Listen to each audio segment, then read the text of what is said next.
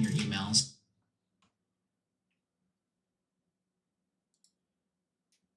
There's a line in the sense of who do you favor? Yeah, all of these politicians gon' pay. They're leading the people astray.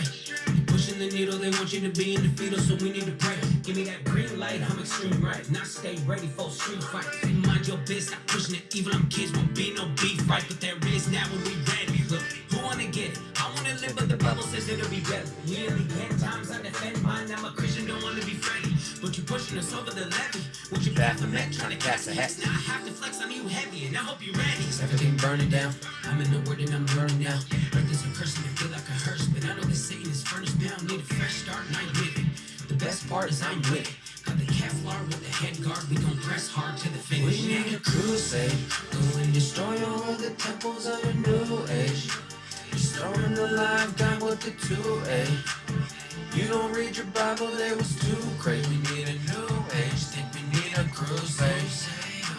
I'm the salt of the world and I won't lose favor. Crusader, there's a line in the sense of who do you favor? Crusader. Times are getting too gay. They're coming after us, but I'm strapped up and I'm keeping my 2-way. Planned Parenthood need to burn. Everybody gonna learn. No question, it's a lesson that everybody gon' learn. You break the law of God, then you gon' pay the piper. The shepherd is calling your name, but you obey the viper. If we go Old Testament, then y'all gon' need a diaper. I'm with my brigade, I'm ready to fade, and I'm the sniper. All these altars to bail, they gon' fail. Your pagan gods and major frauds, and they lead y'all to hell. These demons got a grip, I know they got to break the spell. This can go two ways. Restore the life God upon the land and get the crusade.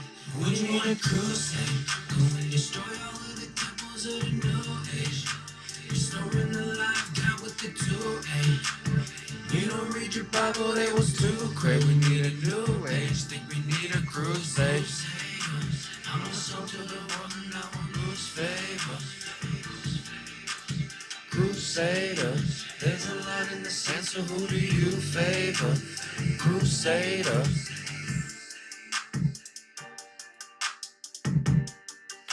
Layout horizontal.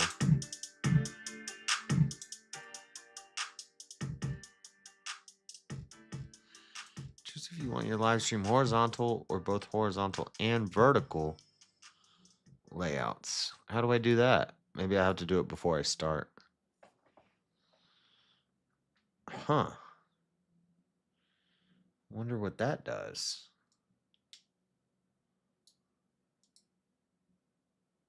Hyundai Santa Fe versus...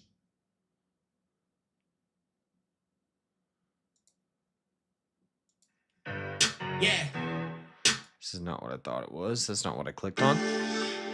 There's a line in the sense of who do That's you not what I clicked on.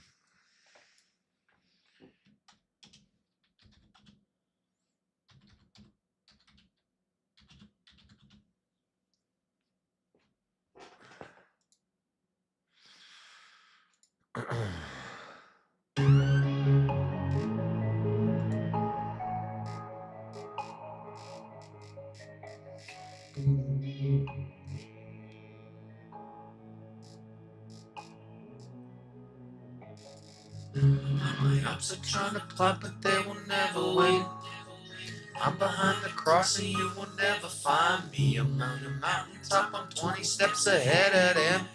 All you fakes and all you phonies, you can get behind me. All you race baiters, Stealing change, you a slave labor. not trying to be afraid, I'm a game changer. Follow the crowd, there's a way greater. But killing babies in the womb, I would not want to take that to my tomb. I just tell Kamala, get back on your broom. Get out of my city, my kids won't be groomed. Bunch of beta boys support CRT, couple screws loose. Y'all a retardee. Then you vote for Biden like he could Be our king, I got chains on. What's saying? We are free. Now why did you move out the hood with your kids? Obama then got off the grid. Tell me a city majority black and everybody flocking and wanna go live. Ouch. Then facts heard where the father's at. Y'all are bastards. But it's the white man. Grab a lantern, shed light on. See the pattern. Now You know I lived in the hood. I will never go back, understood? Get a white card, I grind hard. You can stay under my foot. My apps are trying to plot, but they will never win. I'm behind the cross and you will never find me. I'm on the mountaintop, I'm 20 steps ahead of them. All you fakes and all you phonies, you can get behind me. Get behind me. I ain't playing games with you, get behind me. All you phony Christian rappers, get behind me. I know you're scared to say it. You can get behind me. You can get behind me. Feel for this, so get behind me. Can't nobody sign me. And I know Antifa trying to find me. Tell them that I got that 4-5, I ain't talking Dante. Believe me, hey, everybody's scared to say the truth these days. This world seemed like a zoo these days. I wasn't controversial 10 years ago, but everybody acting brand new these days. Okay, I got it. Jesus said they persecuted the prophets, so how does it profit you to gain the world if you losing your soul? That's why I gotta stay solid. They say that I'm toxic. Well, that's true. Only if you letting homos define it. But that's exactly the way they designed it. And his line is insane. I'm just being honest. I'm so trying to pop, but they will never win. I'm behind the cross and you will never find me. I'm on the mountaintop, I'm 20 steps ahead of them. All you fakes and all you phonies, you can get behind me. Get behind me. I ain't playing games with you, get behind me. All you phony Christian rappers, get behind me. I know you're scared to say it. You can get behind me. You can get behind me. Yeah, I told you these people are not honest. They won't tell you the truth about Black Lives Matter Antifa, started by a bunch of fat radical lesbians. You laugh, but that's true. Bunch of devil worshippers at best. Now listen, you start being honest, they can invite you to no Grammy. You ain't gonna get no Grammys, bro. That's it. That's done. You trade the truth for fame and riches. That's why I call y'all a bunch of phonies. And now you want to vote for a Democrat as if they're doing you some kind of favor? Newsflash, they don't love you. They hate you. They're using y'all. And y'all just love to be used. Take a look around. Every single Democratic grand city It's a crap hole. Now listen, one thing I All right. cannot do is respect a dishonest person. I can't do it. I'm not here to be your friend. I don't care if you like me. I'm not here to be nice to you. My job is to tell you the truth. And the fact of the matter is, I hear nothing from y'all. When innocent people, innocent children are murdered on the sidewalk. I hear a lot of George Floyd. I hear a lot of white Fake supremacy. racism. I hear a lot of fake racism. All you guys can get it, man. Until y'all start speaking up and telling the truth, we're gonna have a problem, man. It's gonna be a mess. So I suggest you grab some discernment and Take your head out of the sand. Get behind me. I ain't playing games with you, get behind me.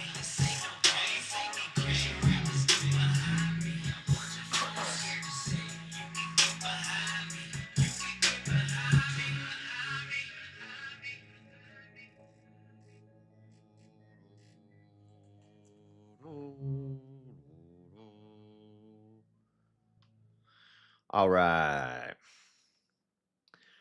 All right. What if you can Oh, create your turn that own off. website What is by that? saying, this is what I want.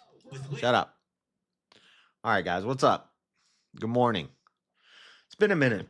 We've been missing the Bible streams for a minute, so we got to get back to it. Plus, at 1 p.m., man, I want to review this debate. I want to watch it with you guys and review it live. But I'm probably going to be too tired to do that. I'm probably going to be falling asleep right as it starts. I think Tomatoes is hosting it, so it should still be up on her channel because I know they're putting it on Crucible, but they'll probably take it down afterwards. Andrew's debating John Fugelsang, the guy from Pierce Morgan, a 1v1 about Christian nationalism, and this guy is like typical liberal Bible, typical liberal biblical cherry pickerel. Typical liberal biblical cherry pickerel.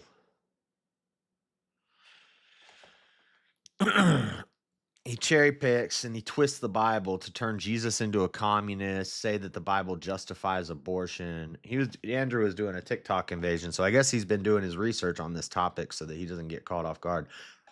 I wish I could. Like, well, he's got people that know the Bible well, but there's one. I don't think this guy's going to drop it, but he was bringing up the curse of the bitter water. We've covered that extensively on multiple streams, how that is not about abortion. Some guy on TikTok read from some translation that I've never heard before. And people in chat are like, that must be they were calling it the old King James. There is no old King James, by the way. There's the KJV, the King James Version, and the New King James Version. There's no old King James Version. the original King James Version is not called the old King James Version. But they were like, he must be reading from King James Version. No, he wasn't. He was not reading from the King James Version, because as far as the curse of the bitter water, what he read is not what it says. It says it causes her thigh to rot. Where's the curse of the bitter water? It's Deuteronomy, or is it Exodus? Curse of the bitter water. I'm going to put a note there because everybody always brings that up.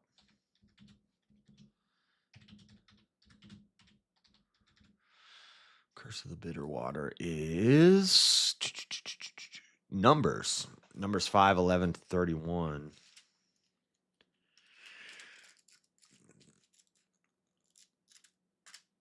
I was close. Exodus, Deuteronomy, it's in the middle.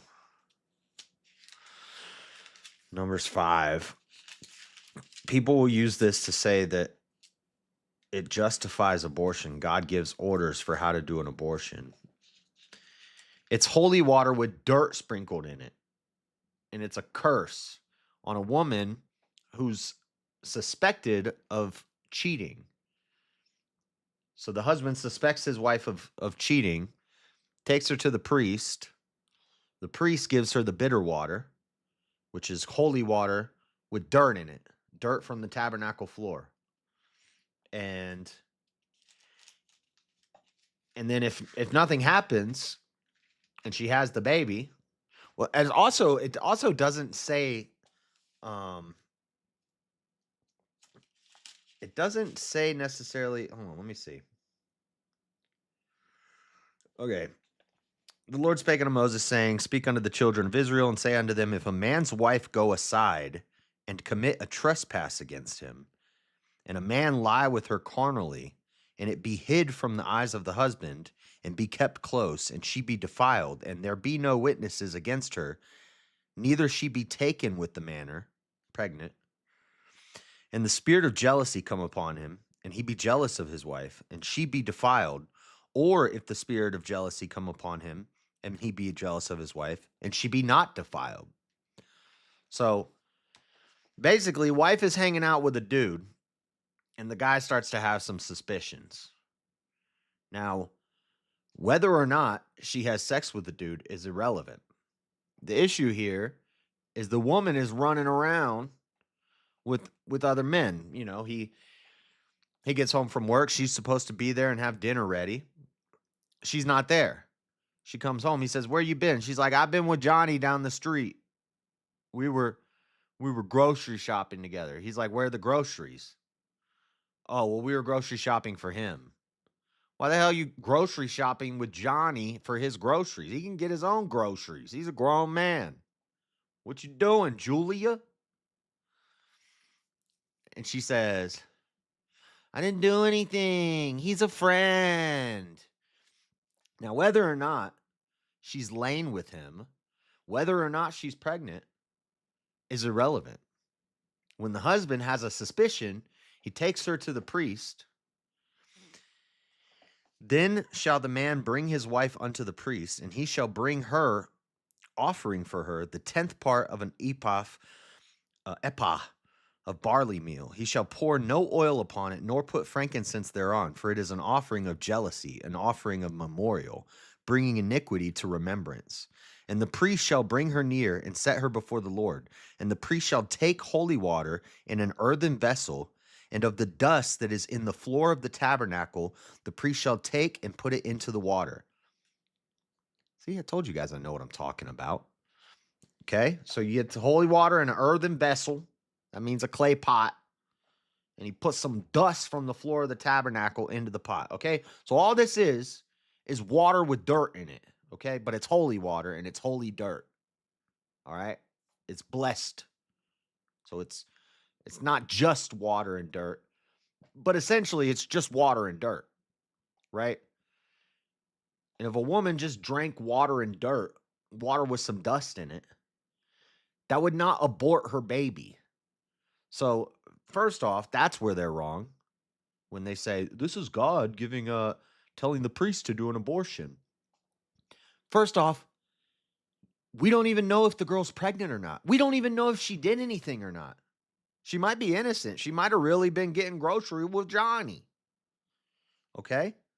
So all of this is a symbolic gesture, and God is the one who's making the decision. Now, God already knows what she's been doing. That's why I say this is symbolic, because God already knows if she cheated or not. God already knows if she's pregnant or not. And God decides what happens when it happens. God decides who gets punished for whatever they did or not punished for what they did. So God already knows what's going to happen here. But for the husband and for the priest and for the wife, this is symbolic. And the priest shall set the woman, I already read that. And the priest shall set the woman before the Lord and uncover the woman's head and put the offering of memorial in her hands, which is the jealousy offering. And the priest shall have in his hand the bitter water that causeth the curse. And the priest shall charge her by an oath and say unto the woman, if no man have lain with thee, and if thou hast not gone aside to uncleanness with another instead of thy husband, be thou free from this bitter water that causeth the curse. So basically, if you're innocent, you're going to drink the water and you're going to be fine. Nothing's going to happen. But if thou hast gone aside to another instead of thy husband, and if thou be defiled, and some man have lain with thee beside thy husband, then the priest shall charge the woman with an oath of cursing. And the priest shall say unto the woman, the Lord make thee a curse and an oath among thy people, when the Lord doth make thy thigh to rot and thy belly to swell. Okay? So you have a curse, the thigh to rot. We'll look that up in a second. And this water that causeth the curse shall go into thy bowels and make thy belly to swell and thy thigh to rot. And the woman shall say, Amen, Amen. And the priest shall write these curses in a book, and he shall blot them out with the bitter water. So he writes the curse, and then he rubs the bitter water on it and blots it out. And he shall cause the woman to drink the bitter water that causeth the curse, and the water that causeth the curse shall enter into her and become bitter. Then the priest shall take the jealousy offering out of the woman's hand, and shall wave the offering before the Lord, and offer it upon the altar. And the priest shall take a handful of the offering, even the memorial thereof, and burn it upon the altar, and afterwards shall cause the woman to drink the water.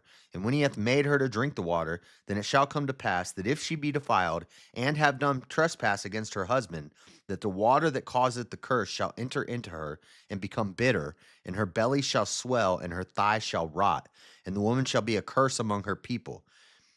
And if the woman be not defiled, but be clean, then she shall be free, and shall conceive seed. So she's not pregnant yet. This is making her infertile. It's a curse. She cheated on her husband, and God's putting a curse on her so that she can't ever get pregnant again. Her belly to swell, doesn't mean she gets pregnant. She's going to walk around looking like she's pregnant, but she's not going to be able to get pregnant.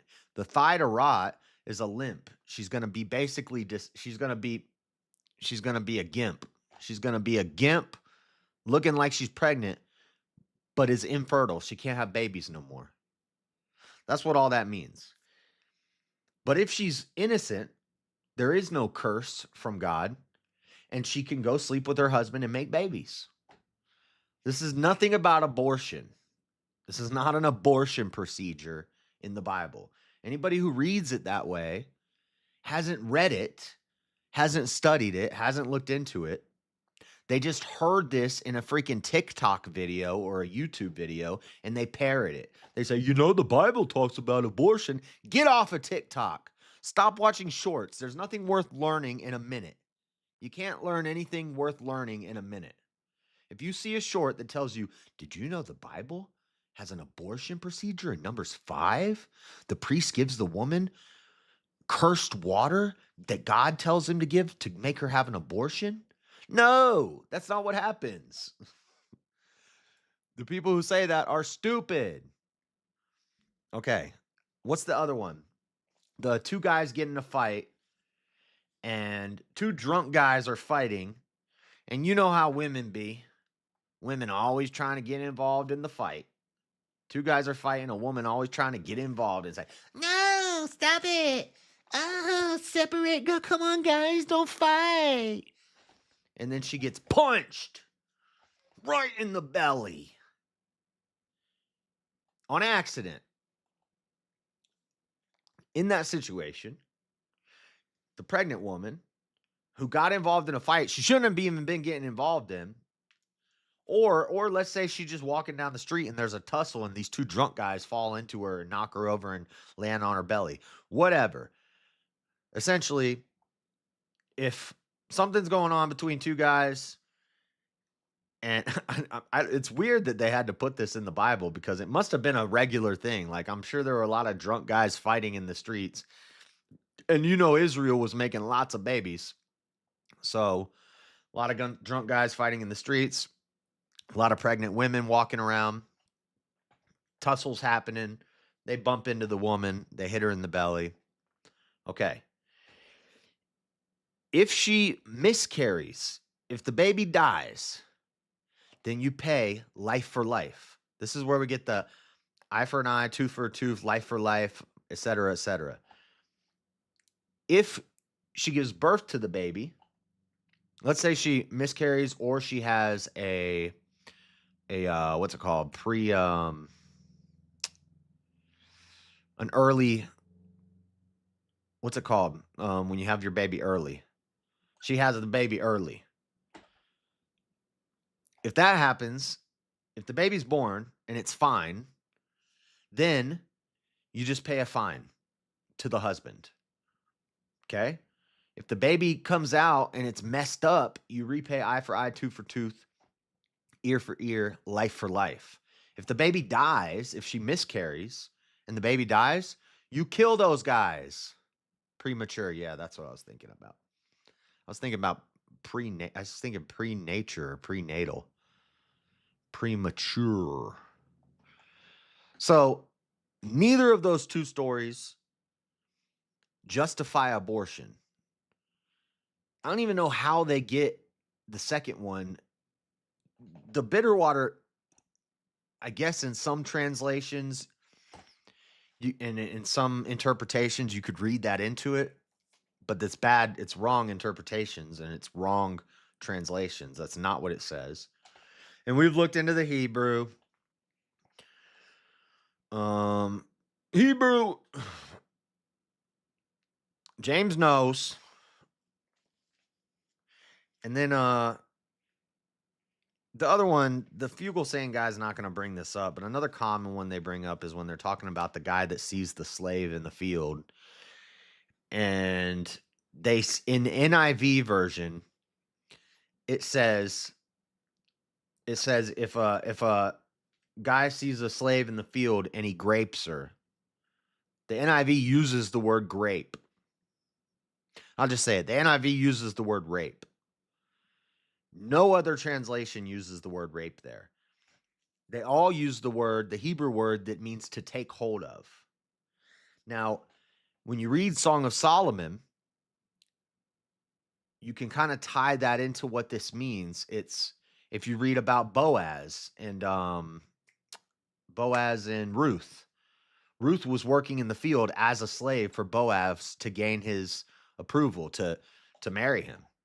She wanted to marry him, so she worked as a slave in his field. I mean, it was voluntary, but essentially she was working the fields with the slaves to catch Boaz's eye. And she got him. She was based. But the story about if you sleep with the slave in the field and she's a virgin, you have to marry her. It doesn't say nothing about then giving you permission to grape slaves. That's what they'll say. Man, oh man, I got some news for you as soon as you get to chapter 30. Chapter 30 of what? Potential fraud. How do I block this? Block number. Bye. When I get to chapter 30 of Job, well, I've read Job like 100 times, so what do you we should get to 30 today. We're starting at 28. Bueno dia. She got Boaz. That woman just laid on men's feet, they'd get a ring. Facts, Seesaw. These ladies don't know how to act these days. Go to work for me. You know, catch my eye. And then what else happened? She went to him and but he was supposed to marry somebody else. And they're like, if he doesn't want her and he wants you instead, then you can marry him. But then she slept by his feet. She cooked him dinner. She got him nice and drunk, gave him a little back rub, put him to bed, and slept at his feet. Based. And then Boaz woke up and she was sleeping at his feet. He's like, whoa, woman, we getting married. We about to have a baby. You about to be pregnant. That's what Boaz said. Ruth was based, dude. You don't find them like Ruth no more. We got to go back to the Old Testament for some Ruth action. Where was I at? Job 28? All right, let's get started on this. Shut up, Chris. Shut up. You're so dumb. Chapter 28. So this is Job. Remember, we had two or three cycles of poetic prose of his friends, the three accusers, which I think, this is just a little headcanon, they kind of represent Satan, because Satan, the Satan, it means the accuser. And the three friends come and they're accusing Job of being a sinner. They're lobbing accusations at him. And he keeps saying, no, it's not the case. Now Job is fed up. He's done playing games. He's not gonna listen to this nonsense from these fake friends anymore. He's laying it down. And now he's already been going for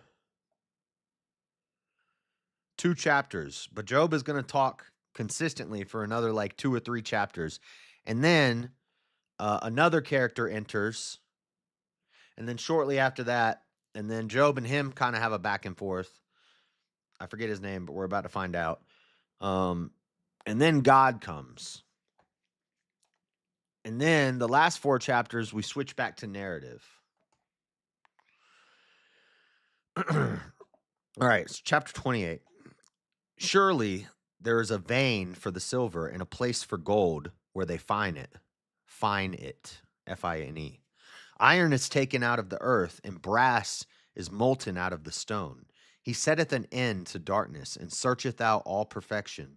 The stones of darkness and the shadow of death. The flood breaketh out from the inhabitant. Even the waters forgotten of the foot.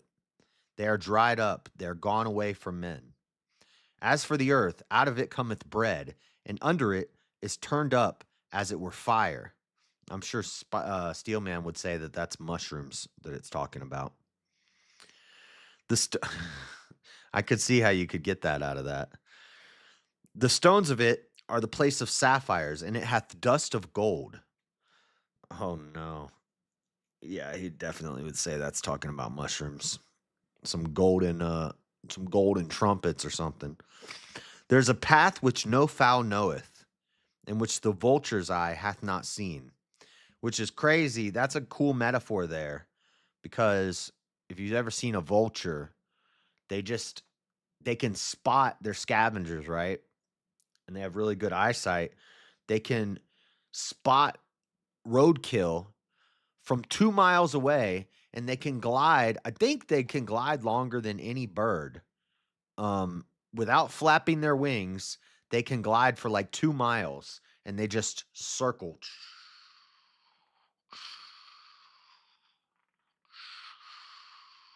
And what they're doing is they're scanning the entire area, a huge area. They're scanning it for any movement until that they see that and they're making sure that what they're going after is dead because they're scavengers. They're not going to fight a lion. They're just going to circle. And once the area is clear, they're going to go down and they're going to get that raccoon. Please don't explain anything. Speed read through 28 and 29. Shut up. The lion whelps have not trodden it, nor the fierce lion passed by it. He putteth forth his hand upon the rock. He overturneth the mountains by the roots. I love doing this when people like Chris come in and they give me all their crazy interpretations of what this means, how the white people are going to be enslaved, the Edomites are going to be enslaved by the true Israelites, or when Steelman comes in, he's like, that's talking about mushrooms. Or when atheists come in and they're like, that's promoting child sacrifice. No, shut up. Oh, hold on. I forgot to put some notes in here. I'll do it later. Whatever. I know those verses. Anyway, he cutteth out rivers among the rocks, and his eye seeth every precious thing. He bindeth the floods from overflowing, and the thing the thing that is hid bringeth he forth to light. But where shall wisdom be found? And where is the place of understanding?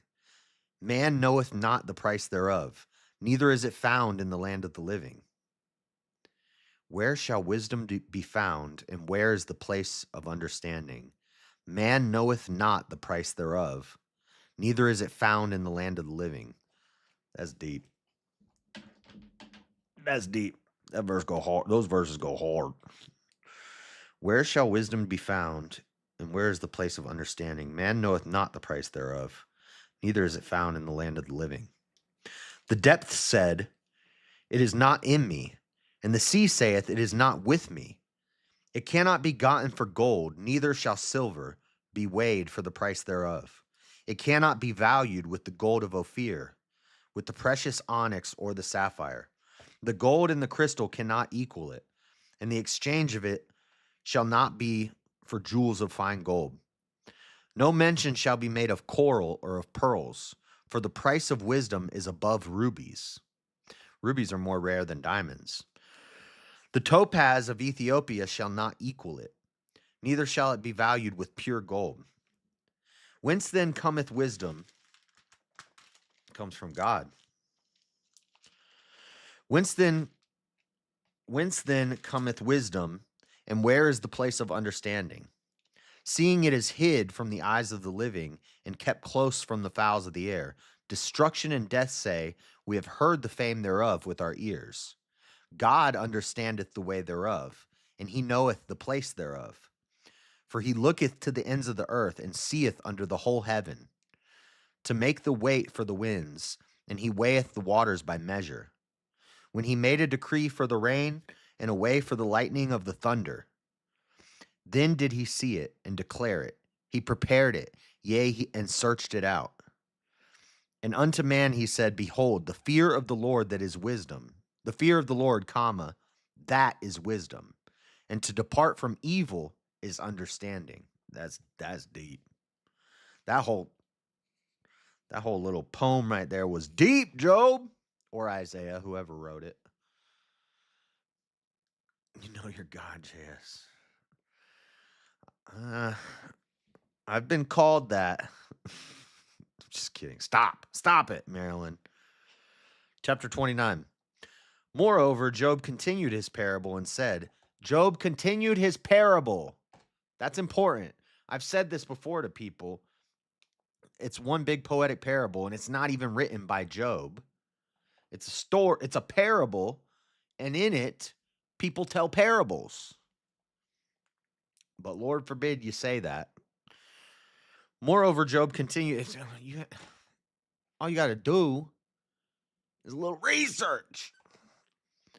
Even Origen taught allegorical Job. Even though he believed Job was a real man, he taught allegorical Job.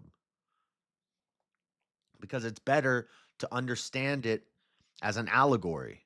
Even if Job was real, you still tell the story as an allegory. Especially when you consider the way Job is written is not, Isaiah is the assumed author of Job, but this is not written like anything else that Isaiah wrote. It's written like at the time Near Eastern writers wrote. Not biblical writers, not prophets, not Isaiah. It's not written the same way. The format of Job is written like Eastern poetry. Near Eastern poetry at the time, like Asiatic and stuff. This is Bible study. I missed it. You like to read what verses for people who tell you and your people their judgment. That doesn't make any sense. I don't even know what that sentence is supposed to mean.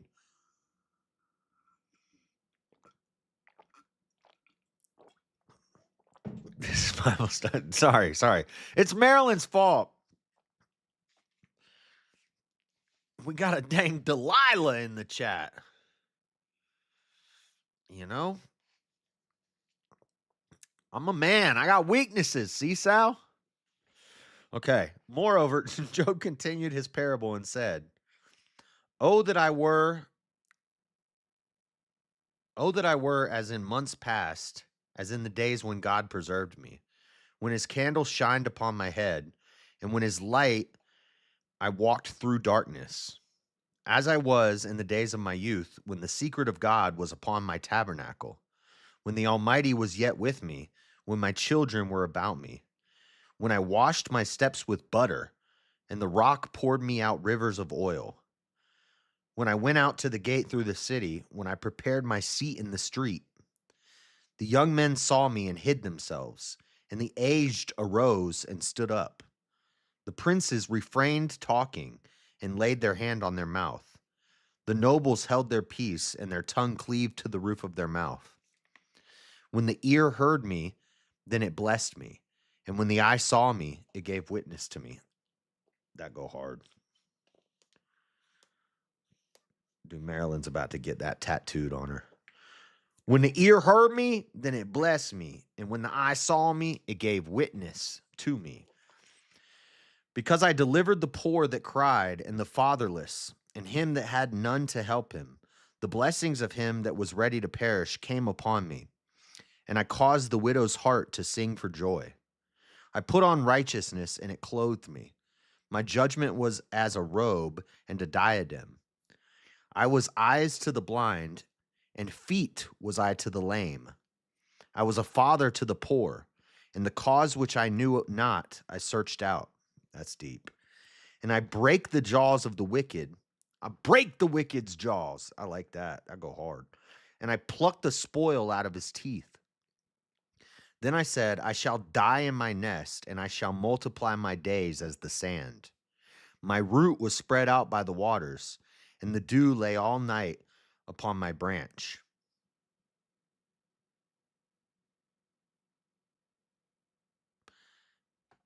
I think that means what I think it means. I'm not going to say what I think that means, but I think that means what I think it means. And usually I'm right about these things. My glory was fresh in me, and my bow was renewed in my hand. Unto me men gave ear and waited and kept silence at my counsel. That part, not the bow in my hands part, but I shall die in my nest, I shall multiply my days as the sand. My root was spread out by the waters, and the dew lay all night upon my branch. I think he's talking about he made a lot of babies. He was doing some baby making. I think that's what that means. But remember, this is poetry, so I'm just guessing. But I'm pretty good at this. I'm more of an Esther, bow down when I come to your town. Dude, Esther didn't even do much. Dang old Hezekiah, was it Hezekiah?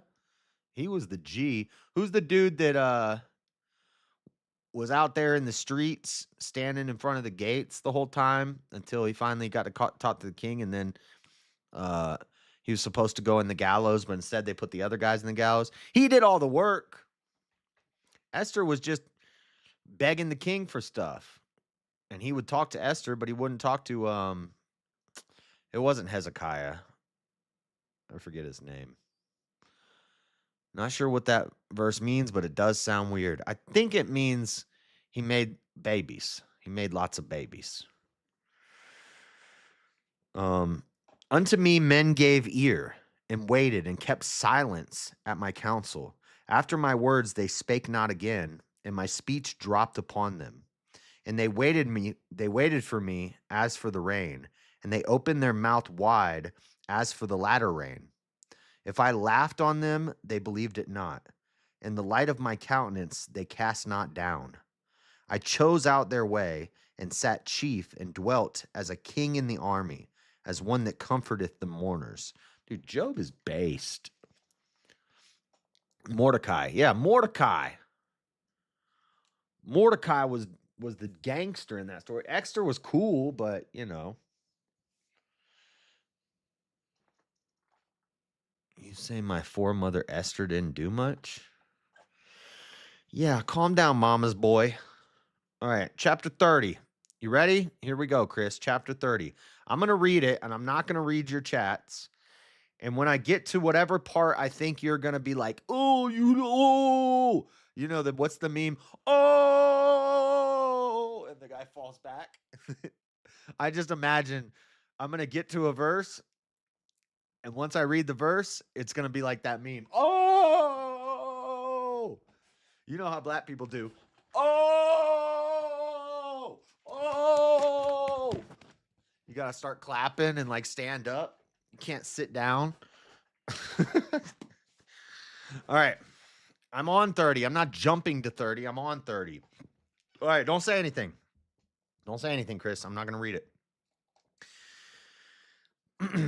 But now that they that are younger than I have, now they that are younger than I have me in derision, whose fathers I would have disdained to have set with the dogs of my flock. Yea, whereto might the strength of their hands profit me, in whom old age was perished. For want and famine they were solitary, fleeing into the wilderness, in former time desolate and waste, who cut up mallows by the bushes and juniper roots for their meat. They were driven forth from among men. They cried after them as after a thief, to dwell in the cliffs of valleys, in caves of the earth, and in the rocks. Among the bushes they brayed, under the nettles they were gathered together. They were children of fools, yea, children of base men. They were viler than the earth. And now I am their song, yea, I am their byword. They abhor me, they flee far from me, and spare not to spit in my face. Because he hath loosed my cord and afflicted me, they have also let loose the bridle before me. Upon my right hand rise the youth.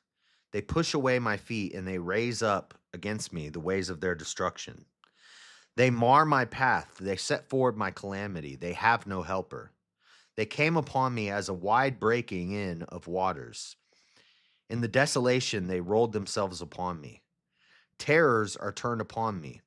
They pursue my soul as the wind, and my welfare passeth away as a cloud.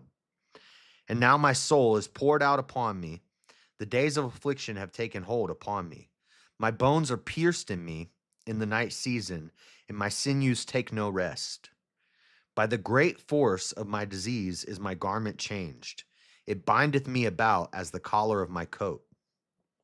He hath cast me into the mire, and I am become like dust and ashes.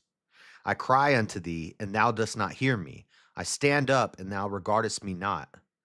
Thou art become cruel to me. With thy strong hand thou opposeth thyself against me. Thou liftest me up to the wind. Thou causest me to ride upon it, and dissolvest my substance. For I know that thou wilt bring me to death, and to the house appointed for all living. Howbeit he will not stretch out his hand to the grave, though they cry in his destruction. Did not I weep for him that was in trouble? Was not my soul grieved for the poor? When I looked for good, then evil came unto me. And when I waited for light, there came darkness. I like that. That's deep. When I looked for good, then evil came unto me. And when I waited for light, there came darkness. Marilyn. My bowels boiled and rested not. The days of affliction prevented me. I went mourning without the sun. I stood up and cried in the congregation. I am a brother to dragons and a companion to owls. Owls, that word there is Lilith. That's where 10, if we go to 10, or ostriches. But that's where people will talk about Lilith being in the Bible and they'll reference this verse. I forget the whole backstory to this, but I've talked. I haven't talked about it on stream before, but I've researched into this and I've learned about this. The owl, whenever it mentions the owl, people are saying it's referring to Lilith, but that could also mean ostriches. My skin is. Oh God. Oh, you wanted 30-30, Chris. You wanted 30-30. I didn't know you were talking about 30-30. Chris talking about 30-30. Oh, Lord. Get ready, guys. Get ready. Job 30-30. My skin is black upon me, and my bones are burned with heat. My harp also is turned to mourning, and my organ wept, and my organ into the voice of them that weep. Oh, he said his skin is black. What? Job was black? Oh my goodness. If that's what you wanted me to read, and you really think that that means what you think it means, you're an idiot. The end. I have no more to address this. Do you think that I know it's hard for some people to discern the difference between allegory, poetic prose, literal storytelling, narratives, parables. I already said poetry, songs, prophecy. I know it's hard for like low IQ people to read something and to discern how to read it and what it is and to look at when the book was written, what style of writing is being used, who's writing it, who he's writing it to, who he's writing it for, and to understand what's metaphor and what's not metaphor. I get that it's hard for some people. So they just think it's all either literal or it's all allegorical. That's not the case. This section of Job is poetic prose. It's called poetic prose, Chris. Everything we just read is a big poem from Job 5, I think. 5 or 6. There's narrative in the beginning, and then there's narrative at the end. The whole middle section, the whole 3 rounds with his friends, his accusers, Job's speech just now, when Job talks to God, when Job talks to Elihu in a second. This is all poetic prose. This is poetry. It's very metaphorical and it's very obscure. There's really no, unless you had Job there or whoever wrote this telling you what each thing meant, it's kind of up to interpretation. It's like if you read, I don't know, if you read Shakespeare's not a good example. If you read maybe like Edgar Allan Poe or I'm not big into reading poetry. I have a book of Tupac's poetry. And when you read poetry, you learn that there's a lot of metaphors and there's a lot of allegory and there's similes. So when Job says, "My skin is black upon me," if you take that literal to mean, "Oh, Job's an African American. Job's he black. He black." But then you read the very next line, "My bones are burned with heat." Do you think Job's bones were literally burned? And if his bones are burned, wouldn't you expect his skin to be burned? He's talking about, well, this is a guess because, again, it's poetry, and the best we can do is just take guesses. That he's talking about he's in hell, he's burning. That doesn't mean Job was a black man, although, depending on what climate and region of the earth he lived, maybe he was. Doesn't mean anything. So, anyway, Job had been throwing ashes on himself like they used to do during those times. Maybe that's why he looked like Black Chris. Good point, Seesaw. He was mourning. He was mourning, and he was laying out in the sun all the time. So he was covered in dirt, dirty, throwing ashes on himself to mourn.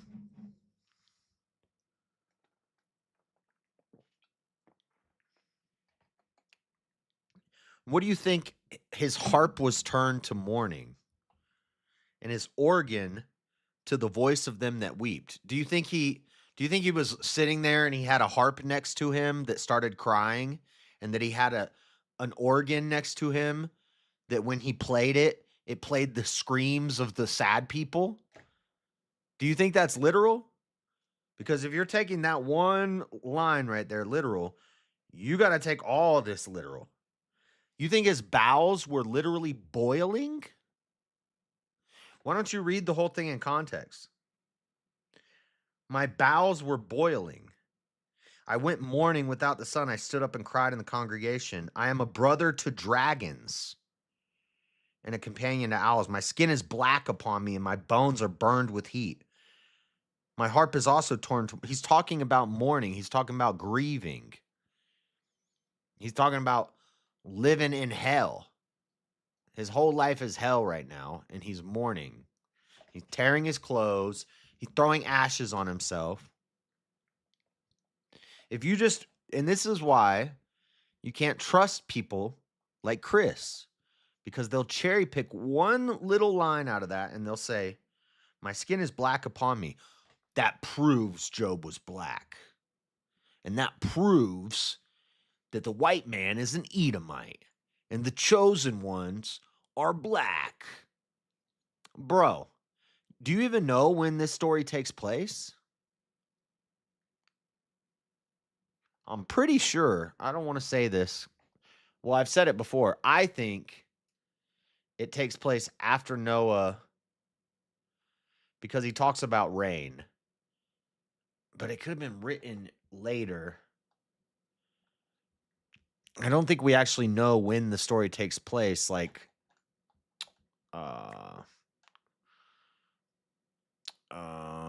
chronologically. I don't think we know exactly when it takes place chronologically, but I'm pretty sure it's very early. Like pre-Israel, like pre-Abraham is when this story takes place.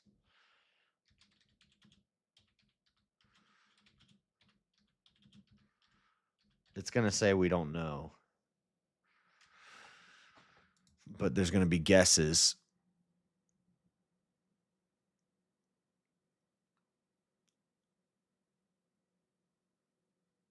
Okay. Okay, so based off his lifespan, we can estimate he lived back with the other patriarchs like Abraham and Isaac.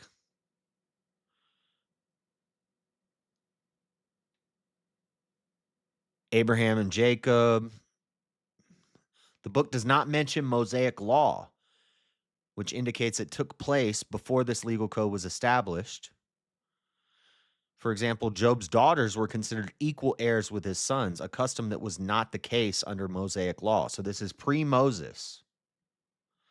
Text refers to the Sabians and Chaldeans as nomads, which aligns with their historical presence during the patriarchal period. Hebrew word for a specific type of silver coin, crescita, appears in Job, linked to the Jacob in Genesis, further suggesting a shared time period. So he's around the time of Abraham, Isaac, and Jacob. He's pre-Moses, post-Noah, somewhere in the time frame around Abraham, Isaac, and Jacob. So to assume he's an Israelite, which means he's black, is stupid.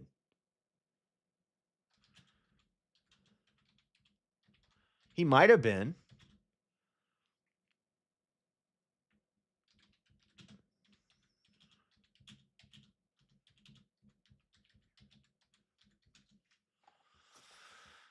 No, it is not confirmed that Job was an Israelite. Most scholars agree he was not. The biblical text places Job in the land of Uz, which is typically associated with the region of Edom. Huh. His friends Eliphaz, Bildad, and Zophar are also linked to this area, further suggesting he was not an Israelite. Interesting. So Job might have been an Edomite and he was black? Oh, look like you just screwed yourself, Chris.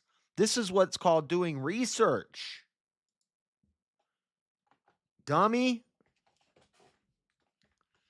Even if his skin was black, what difference does it make? It doesn't. Well, the difference is he thinks Job was an Israelite and that the Israelites were black and that the Edomites were white and that Job is one of his ancient ancestors. But he doesn't even know if Job might have been before Israel was even a thing. If Job was before Jacob, then there is no Israel yet. And based off of what we know about his friends and Job, it's more likely he was an Edomite. Or in the land of Uz, which is where the Edomites went. If he was before Jacob, that would mean he was also before Esau, which means he's not an Edomite either. But if he's post Jacob, he's not an Israelite, he's an Edomite. And if he's a black Edomite, that destroys Chris's whole worldview. Your whole Hebrew Israelite BS just broke down, Chris. So anyway, let's move on. Enough derailing with that nonsense. I hate that I get so distracted, but it's not every day I get to talk to a Hebrew Israelite. So I got to take advantage when I can, you know?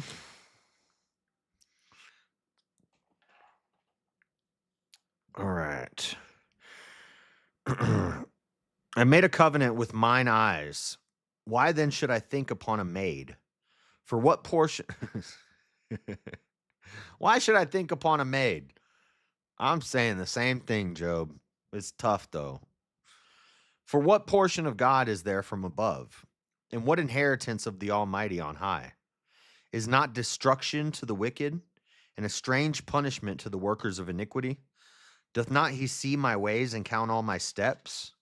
If I have walked with vanity, or if my foot hath hasted to deceit, let me be weighed in an even balance, that God may know my integrity.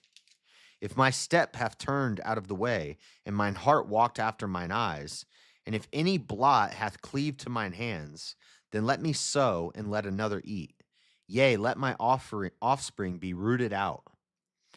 If mine heart have been deceived by a woman, or if I have laid wait at my neighbor's door, then let my wife grind unto another. What? What? And let others bow down upon her? What? What is this? How did I miss that? It's crazy how many times I've read Job and I never picked up on that. Or maybe I did and I just forgot. Or maybe I highlighted it in a different Bible. But that's definitely highlighter worthy. Let me read that again for the guys in the back. If mine heart hath been deceived by a woman, or if I have laid wait at my neighbor's door, I think that means like, I laid wait at my neighbor's door. Huh. I wonder what that means. If I have laid wait at my neighbor's door. Like waiting for him to leave so that you could talk to his wife or something. If mine heart have been deceived by a woman, or if I have laid wait at my neighbor's door, then let my wife grind unto another, and let others bow down upon her. For this is an heinous crime. Yea, it is an iniquity to be punished by the judges. For it is a fire that consumeth to destruction, and would root out all mine increase. If I did despise the cause of my manservant or my maidservant when they contended with me, what then shall I do when God riseth up, and when he visiteth, what shall I answer him? Did not he that made me in the womb make him? Did not he that made me in the womb? There's another one for the pro-lifers. I watch so many street debaters who debate abortion on the street, and all these people are always like, no, life started at first breath. It says so many times, it talks about so many times God knitting us together in his womb, John dancing in his mother's womb. God knew us before the formations of the earth. He knew every hair on our heads before we were born. The first breath thing is Adam, because he wasn't born from a woman. Because he's talking about sex or whatever. Yeah. Maybe trying to have sex with his neighbor's wife. That's what I thought. Yeah, waiting at his neighbor's door. He's waiting for the neighbor to leave so that he can go in to try to sleep with his wife. Yep. Standing in line for the hoe. Yes, I think that's what it meant. That's what I was thinking too. If I have withheld the poor from their desire, or have caused the eyes of the widow to fail, or have eaten my morsel myself alone, and the fatherless have not eaten thereof. For from my youth he was brought up with me, as with a father, and I have guided her from my mother's womb. If I have seen any perish for want of clothing, or any poor without covering, if his loins have not blessed me, because remember, one of his friends was telling him, you're rich, Job, and you weren't taking care of poor people. That's why God's punishing you. If his loins have not blessed me, and if he were not warmed with the fleece of my sheet, if I have lifted up my hand against the fatherless, when I saw my help in the gate, then let mine arm fall from my shoulder blade, and mine arm be broken free from the bone. Dang, that's graphic. For destruction from God was a terror to me, and by reason of his highness I could not endure. If I have made gold my hope, or have said to the fine gold, thou art my confidence, if I rejoice because my wealth was great, and because mine hand had gotten much, if I beheld the sun when it shined, or the moon walking in brightness. Chris, you think the moon walks? You think the moon has legs and it's walking around in the sky? And mine heart hath been secretly enticed, or my mouth hath kissed my hand. This also were an iniquity to be punished by the judge. For I should have denied the God that is above. For I should have, it's not saying, he's not saying I should have. He's saying it means I have denied the God from above. If I rejoiced at the destruction of him that hated me, or lifted up myself, if I rejoiced at the destruction of him that hated me. That's a tough one for people. Somebody needs to tell that to the liberals. If I rejoiced at the destruction of him that hated me, or lifted up myself when evil found him, neither have I suffered my mouth to sin by wishing a curse to his soul. If the men of my tabernacle said not, oh, that we had of his flesh, we cannot be satisfied. The stranger did not lodge in the street, but I opened my doors to the traveler. Uh-oh. Don't let the liberals hear that one. They're going to say, oh, well, see, you gotta let the immigrants in. But they'll skip over the part where it says if they don't assimilate or and they don't follow your rules, once the sojourner comes in, once you welcome in the sojourner or the stranger or the traveler or the immigrant, if they don't follow your rules and assimilate, you stone them to death. If I covered my transgressions as Adam by hiding mine iniquity in my bosom, did I fear a great multitude, or did the contempt of families terrify me, that I kept silence and went not out of the door? Oh, that one would hear me. Behold, my desire is that the Almighty would answer me, and that mine adversary had written a book. Surely I would take it upon my shoulder and bind it as a crown to me. I would declare unto him the number of my steps. As a prince would I go near unto him. If my land cry against me, or that the furrows likewise thereof complain. If I have eaten the fruits thereof without money, or have cursed the owners thereof to lose their life, let thistles grow. I just bit my tongue. Let thistles grow instead of wheat, and cockle instead of barley. The words of Job are ended. Chapter 32. Now Elihu is going to talk in. Elihu, I forgot. Elihu's not a new character. It's the first friend again. Hold on. I'm going to go get some water real quick. It'll be fast.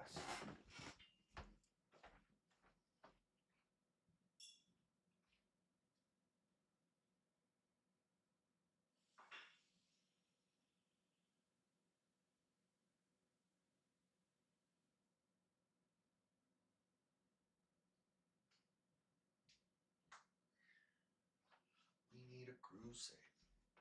Destroy all of the temples of the new age. God in the light, God with the two-way. You don't read your Bible, they were too cray. We need a new way. Think you need a crusade.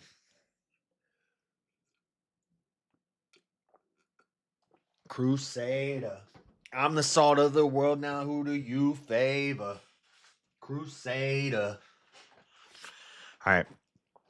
Chapter 32. Elihu reproves Job. I'm getting real sick of these jerks. This Elihu guy and these friends, quote unquote. So these three men ceased to answer Job because he was righteous in his own eyes. According to him, or according. Then was kindled the wrath of Elihu, the son of Barachel, the Buzite, of the kindred of Ram, against Job, was his wrath kindled, because he justified himself rather than God. Also against his three friends was his wrath kindled, because they had found no answer, and yet had condemned Job. Okay, so wait, Elihu is not one of the three friends? Who are the three friends? The Shuhite guy, Eliphaz. Okay, Elihu is a new character. So this is I'm guessing Elihu's like some wise old sage that comes along and he's like, Job, your friends are jerks, but also you're justifying yourself. You can't do that.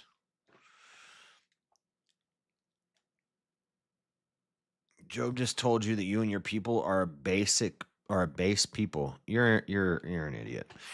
Now Elihu had waited till and base we are a base people. You have no idea who he was talking about.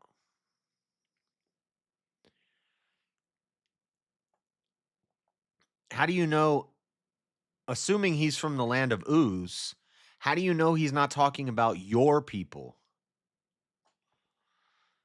That's so petty and immature. How old are you? I picture you in your 40s. Yeah, but he's got like, come on, Seesaw, you know the deal. It's like it's a bell curve issue going on here. You know? I'm not saying never mind. I can even stop. Now Elihu had waited till Job had spoken. I'm saying he's low IQ, but it's not because he's black. I know some pretty smart black guys. He's just low IQ because he's dumb.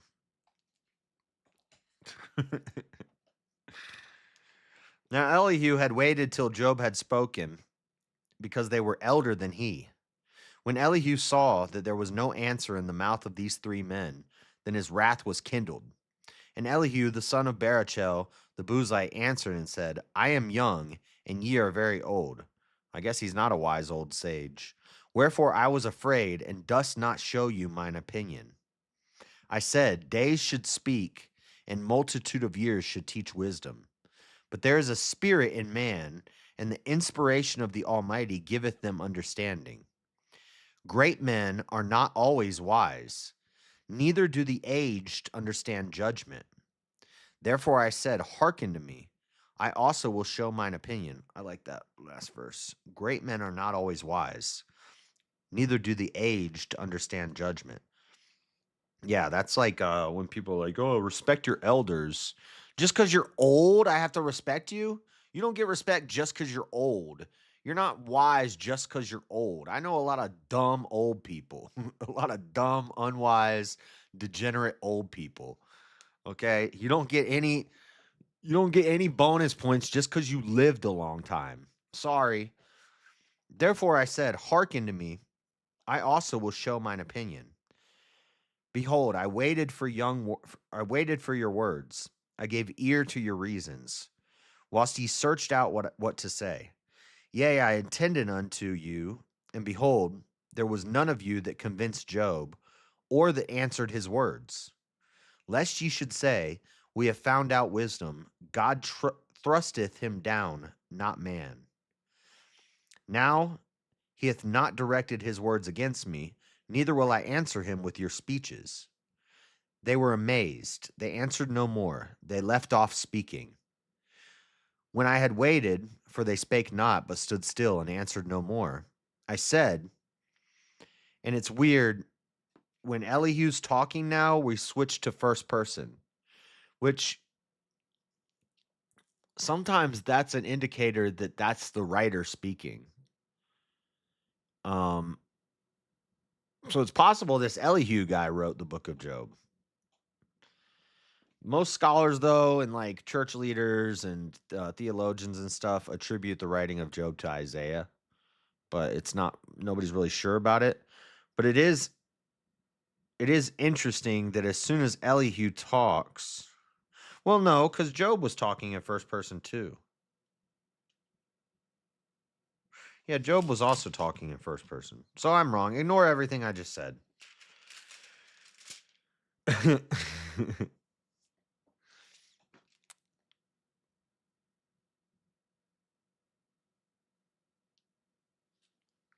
Oh my god, this dude is so dumb.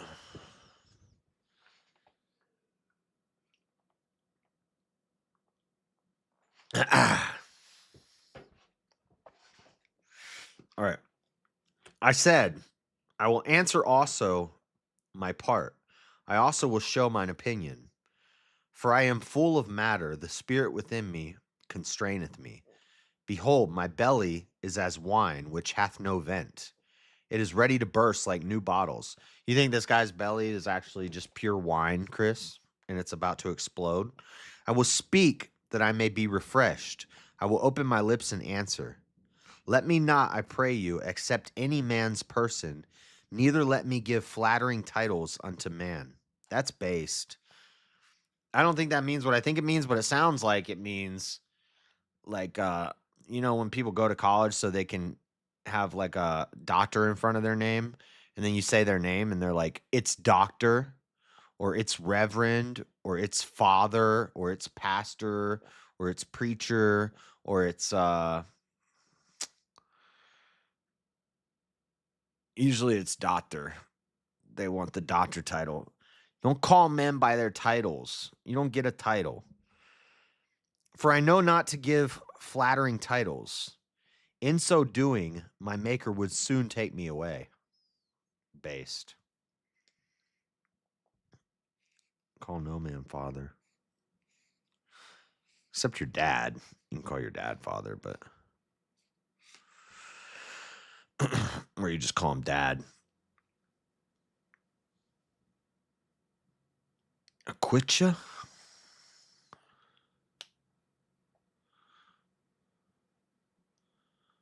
What is she triggered about? Oh, all hail plankton. She starts beef with everybody. She's ridiculous. She's a little drama setter. Chapter 33. Wherefore, Job, I pray thee, hear my speeches and hearken to all my words. Behold, now I have opened my mouth, my tongue hath spoken in my mouth. My words shall be of the uprightness of my heart, and my lips shall utter knowledge clearly. The Spirit of God hath made me, and the breath of the Almighty hath given me life. If thou canst answer me, set thy words in order before me. Stand up. Stand up. I know we can find a way. Puerto Rican find a way. Stand up. Behold, I am according to thy wish in God's stead. I also am formed out of the clay. Ooh. Behold, my terror shall not make thee afraid, neither shall my hand be heavy upon thee. Surely thou hast spoken in mine hearing, and I have heard the voice of thy words, saying, I am clean without transgression, I am innocent, neither is there iniquity in me. Behold, he findeth occasions against me, he counteth me for his enemy. He putteth my feet in the stocks, he marketh all my paths. Behold, dude, it's been thundering and storming and lightning for like 2 weeks straight. It's crazy. And remember, I did a story 2 weeks ago about there was flooding in Rose Park. I want to see an update on that because it has not stopped raining. I mean, it stops raining, but then it starts again and it's like heavy rain. Dude, everything's going to flood. This is the most rain we've had in a while. We've been in a drought for years. I hope this means it's going to be a timid winter, like not a lot of snow. Since get all the rain out now before it gets too cold and then maybe we won't get a lot of snow. But I don't know, sometimes the snow makes it like warmer. Once it snows it like gets warmer. I don't know. It's going to be hard to ride a scooter in the snow. The dang screws were falling out of the brakes on my dang scooter.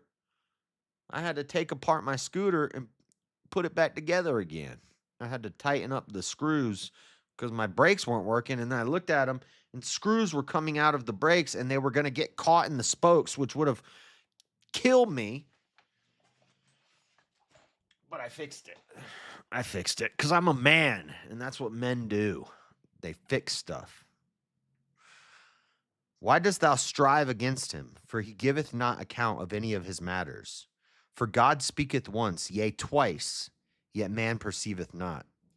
In a dream, in a vision of the night, when deep sleep falleth upon men, and slumberings upon the bed, then he openeth the ears of men, and sealeth their instruction, that he may withdraw man from his purpose, and hide pride from man.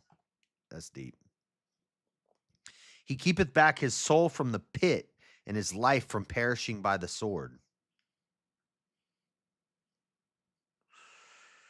He is chastened also with pain upon his bed, and the multitude of his bones with strong pain, so that his life abhorreth bread, and his soul dainty meat. His flesh is consumed away, that it cannot be seen, and his bones that were not seen stick out. Yea, his soul draweth near unto the grave, and his life to the destroyers. If there be a messenger with him, an interpreter, one among 1,000, to show unto man his uprightness. That's you know how I always quote, in all my days of seeking and not finding, I found one righteous man among 1,000 and no righteous women among them all. There's another reference to that. There are righteous men. They're just like 1 in 1,000. So they're 0.1 of men are righteous. Not 1 out of 100, 1 out of 1,000. 0.1% of men are righteous men. Now, maybe that number's gotten smaller in modern times, but compared to Old Testament times, I doubt it. Also, with the spreading of the gospel and all that stuff and the growth of the churches around the world, the number's probably at least sustained. 1 in 1,000 men is a righteous man. You know, I believe that. A lot of Christians don't believe that. They think none of us are perfect. There's no righteous men. Nobody can be righteous. Now, granted, it's not of themselves, it's of God, but still, there are righteous men. It's a real thing. I can't.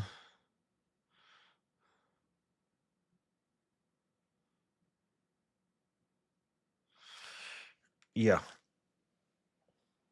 Well, no, I don't think you're a troll. I think you're serious. I mean, I guess you can be a troll and still be serious. You are trolling.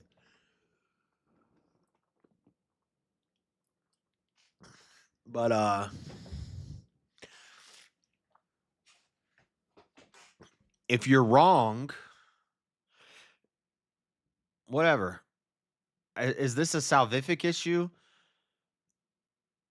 Do you believe Jesus was born of a virgin and that he died on the cross for your sins and then he rose again 3 days later? Um all that stuff, the son of God. If you believe all that, then I don't think that believing that Jesus was black and that black people are the real Israelites, I don't know if that's going to be a salvific issue. Like, I don't think that's going to keep you out of heaven. They're just going to laugh at you when you get there. They're going to be like, all right, you made it because you were pretty close. You had all the important things right. But seriously, dude, come on. That's what they're going to say when you get to heaven. But I don't know, but there could be something in that Hebrew Israelite belief system that does become a salvific issue. I'd have to talk to you more to figure it out. But as far as I know, you believe in Jesus in the same salvific issues of Jesus that I believe. Um, you just think he was black. And I don't think that's going to like get you sent to hell.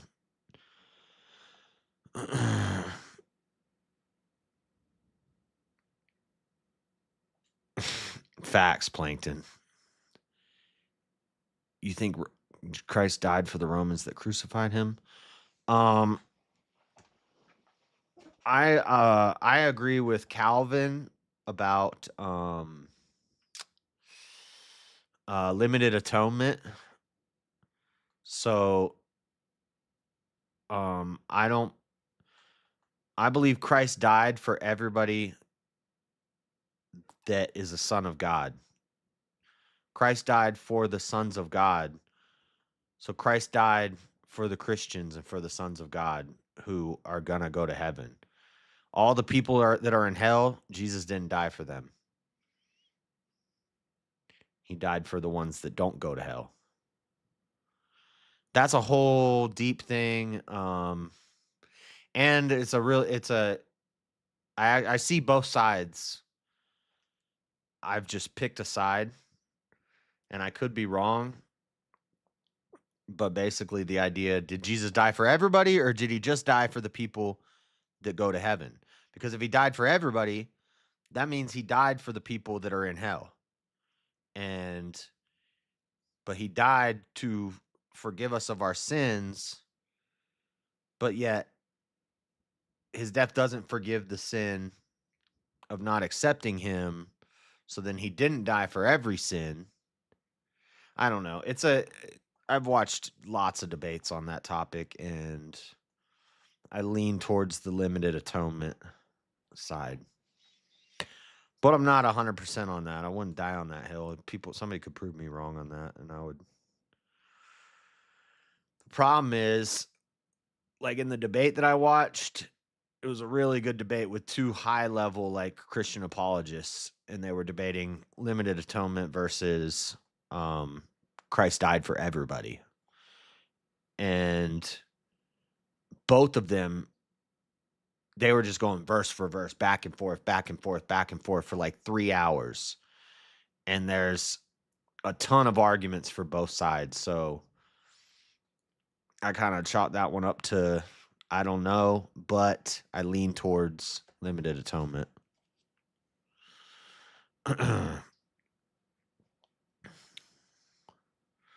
You think God is better than us when God is completely obsessed with us?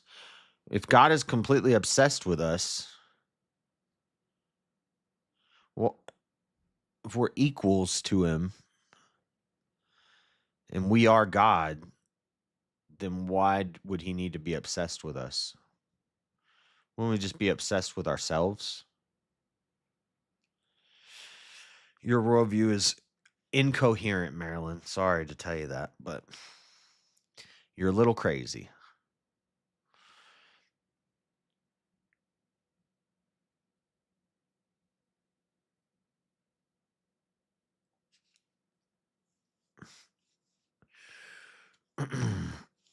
I think Jesus said he did die for some of the Romans. He blessed some of the Romans. Anyway,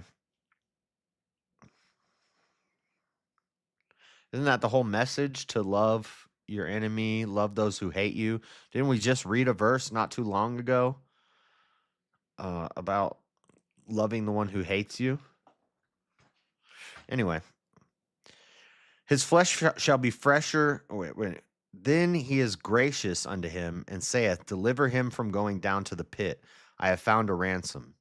His flesh shall be fresher than a child's. He shall return to the days of his youth. He shall pray unto God, and he will be favorable unto him. And he shall see his face with joy, for he will render unto man his righteousness. He looked upon men, and if any say, I have sinned and perverted that which was right, and it profited me not, he will deliver his soul from going into the pit, and his life shall see the light. Lo, all these things worketh God oftentimes with man, to bring back his soul from the pit, to be enlightened with the light of the living. Mark well, O Job, hearken unto me, hold thy peace, and I will speak. If thou hast anything to say, answer me. Speak, for I desire to justify thee.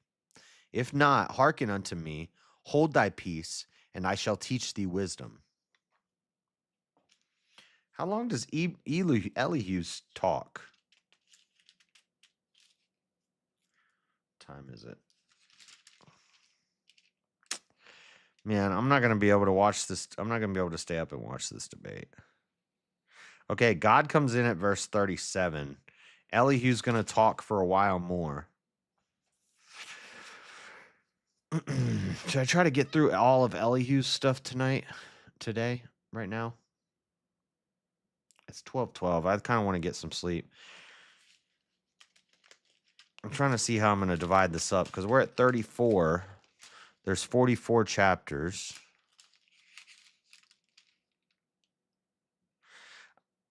You know what? We could bust out 10 chapters tomorrow if I get started earlier. The only reason I was going to get started earlier, but I had to fix that dang scooter. So since I started later than I wanted to, we can't do a full 10 chapters today because I'm getting tired. My eyes are getting heavy. But tomorrow I can try to start like a half an hour or an hour earlier, and we can just finish Job tomorrow. We can bust out 10 chapters. We'll finish with Elihu. Elihu's got like 3 more chapters of talking. He's a very wise guy. He said he's not old, so he's a wise young man. And then God talks. And then for the end of Job, the last like 4 chapters or so, we go back to narrative. We go away from poetic prose, and we go towards narrative prose. And the last 4 chapters tell the story of what happens after all this.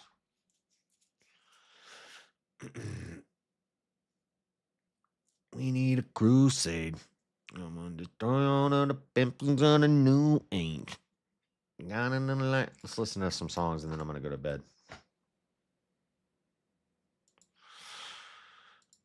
You don't read your Bible, they were too crazy. We need a new way. Think we need a crusade. Crusader. I'm the salt of the world, and now you favor. Crusader. 12:45. It starts in 30 minutes. I can't stay up. I want to watch it. I want to watch it and react to it, but I'm too tired, guys. And I got to work tonight, so I can't do it. The debate's starting in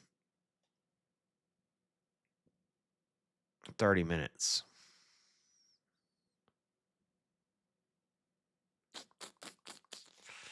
I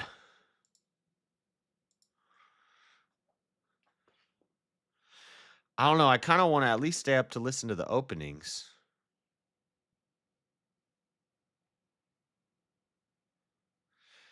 Maybe we'll just stay up and listen to the openings. We'll listen to some music for a little bit.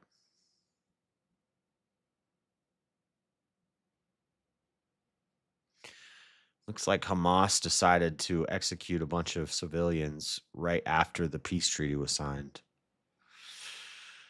Wow. Wow.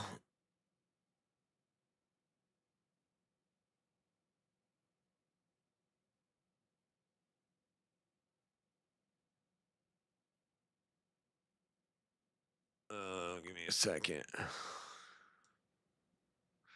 Yeah, my eyes are heavy. I'm not going to make it, guys. I'm not going to make it.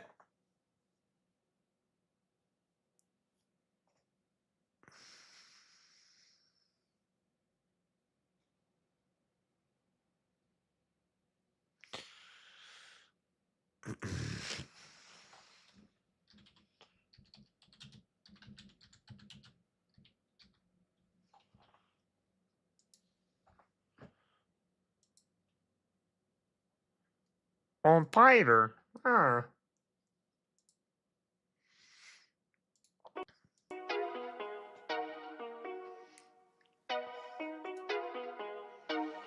They say that I'm reckless.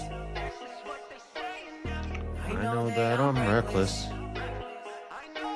My energy's infectious. I got heaven on my checklist. I know that I'm reckless. I know that I'm reckless. Look, I know. I be getting people mad with my flow. I do it every day, do it with my eyes closed. Get up out the way, or become my foe.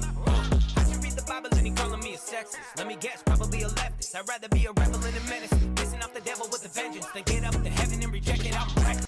I just read the Bible and they calling me a sexist. Facts. Facts. I just read the Bible and they calling me a sexist. Become my foe. I should read the Bible and he calling me a sexist. Let me guess, probably a leftist. I'd rather be a rebel than a menace. Pissing off the. Let me guess, probably a leftist. I'm sure that Fugelsang guy is going to say something like that. Christian nationalism is sexism and racism. You guys want slavery. I just read the Bible and they calling me a racist.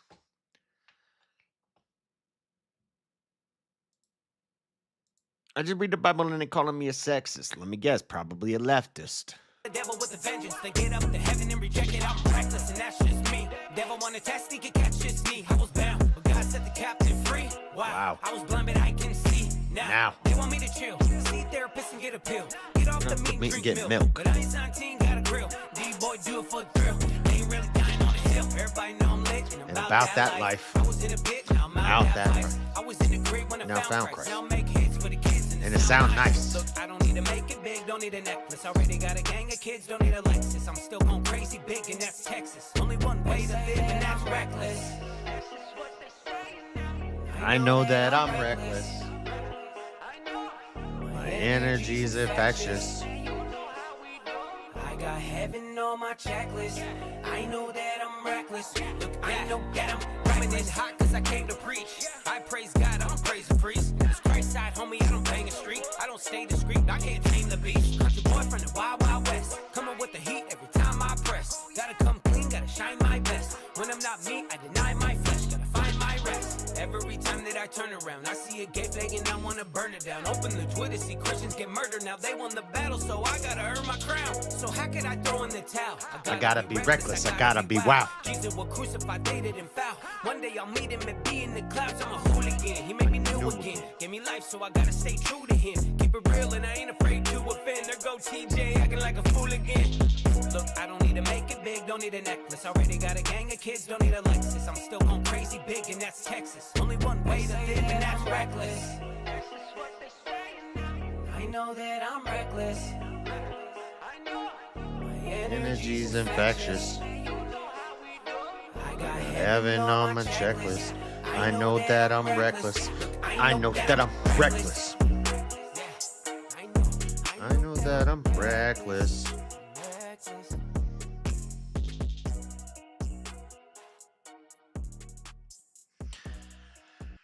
Logic, therefore, as the science of thought or the science of the process of pure reason, should be capable of being constructed a priori.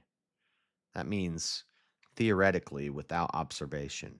Dialectic, for the most part, can be constructed only a posteriori, which means through experimentation and observation. That is to say, we may learn its rules by an experimental knowledge of the disturbance which pure thought suffers through the difference of individuality manifested in the intercourse between two rational beings, and also by acquaintance with the means which disputants adopt in order to make good against one another their own individual thought, and to show that it is pure and objective. For human nature is such that if A and B are engaged in thinking in common and are communicating their opinions to one another on any subject, so long as it is not a mere fact of history, and A perceives that B's thoughts on one and the same subject are not the same as his own, he does not begin by revising his own process of thinking so as to discover any mistake which he may have made, but he assumes that the mistake has occurred in B's. In other words, man is naturally obstinate, and this quality in him is attended with certain results, treated of in the branch of knowledge which I should like to call dialectic, but which, in order to avoid misunderstanding, I shall call controversial or eristical dialectic. Accordingly, it is the branch of knowledge which treats the obstinacy natural to man. Eristic is only a harsher name for the same thing. Did that make any sense to any of you guys? I think what he's saying there, that's some Schopenhauer for you. I think what he's saying there is what I always say, which is if we're both logical, rational beings and we have a disagreement, one of us is just less informed. We can't both be logical and rational, and we can't have a priori and a posteriori knowledge of something. Meaning we both have logic, we both have reason, we both have rationality. We're both rational, thinking people. Not like me and Chris, but like me and, I don't know, Teriak, for example. We're both logical, rational people. And we both have observations and experiments and statistics. So, if we both have all the same information, well, I shouldn't say that. If we both are logical and rational, and we both have the ability to observe and experiment, but we disagree on something, that means one of us is just less informed. Or one of us is just wrong. One of us is just, basically it breaks down to one of us is less informed. Because if we both have equal amounts of information, and we both have the same observations, and we both have access to the same experiments and the same statistics, and we're both logical and rational, there's no way we should disagree. And that goes for any two rational beings. If there's A and B, and they disagree on something, then one of them is less informed.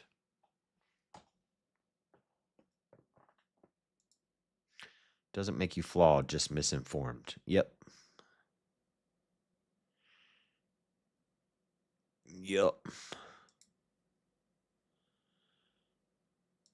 That's why I used to always say I don't believe in disagreements. I think one of us is just less informed.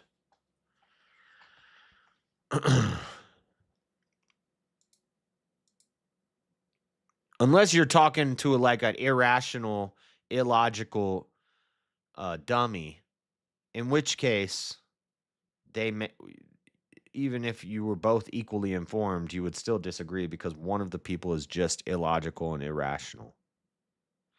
So it's either logic or dialectic, which he talks about how Kant and Diogenes say they're the same thing, but over time they've become two different things, and that dialectic is kind of frowned upon.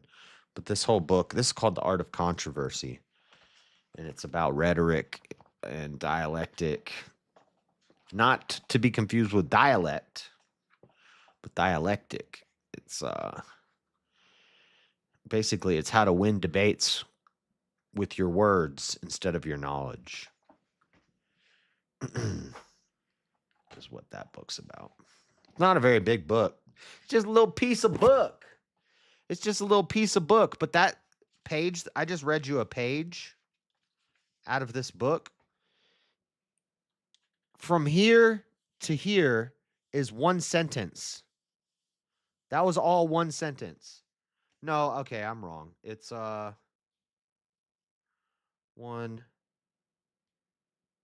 2. It's 3 sentences. But like this whole chunk right here, from here, like there's a period here. So this whole chunk is one sentence. And then this whole chunk is one sentence. And then this whole chunk is one sentence. I don't know. They write, smart people write like that sometimes. It's not a run on sentence, it's just a really long sentence. Maybe they act that way because they have information they draw from you are not informed about. Well, then that would make you the less informed one. So there's no such thing between two logical people. There's no such thing as a disagreement. But one of the people is less informed or misinformed. Doesn't necessarily mean the other person. It could be you.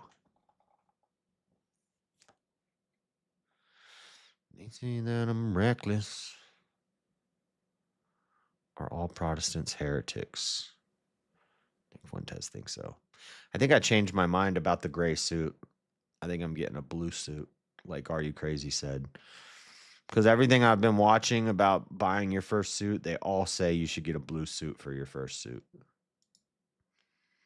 It's just more better all around and more versatile and more kind of works for everything.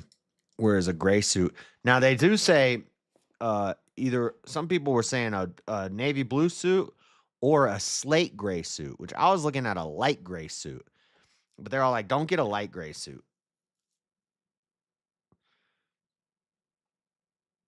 But I don't know. I don't necessarily have to listen to a YouTube video, but I would like it to be more functional. Plus, if I get a blue suit, I can look like Trump. They say the navy blue with the red tie is the power play. But then they said if you're young, or they said if you look younger and you want to look older, you get a slate gray, like a dark gray suit. Because the dark gray makes you look older and wiser. And I kind of look young. But the blue suit makes you look younger. So if you look old, you get the blue suit to make you look younger. And also blue suit and red tie is a sign of power. It's a power play. But like a gray suit is to look older and wiser. Dark gray, not light gray. So I don't know. I might go with the navy. Probably go suit shopping on like I don't know. My mom sent me some birthday money. It's not enough for a suit, but once I get my YouTube money, I'll probably go pick something out. It's not just for DebateCon. My mom's like, "What do you need a suit for? What are you getting a suit for?" And I said, "Well, one, because that event's coming up and I want to have a suit for it. And two, because every man should have a dang suit. How I ain't got no dang suit? I'm a man. I need a suit. That's why. Don't worry about it."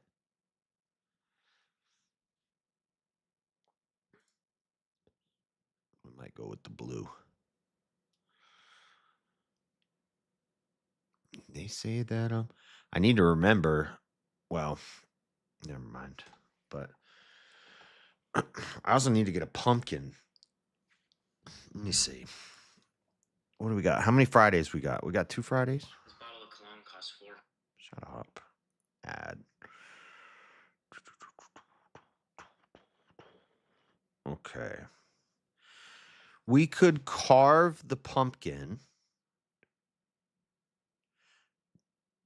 Not this Saturday, but next Saturday.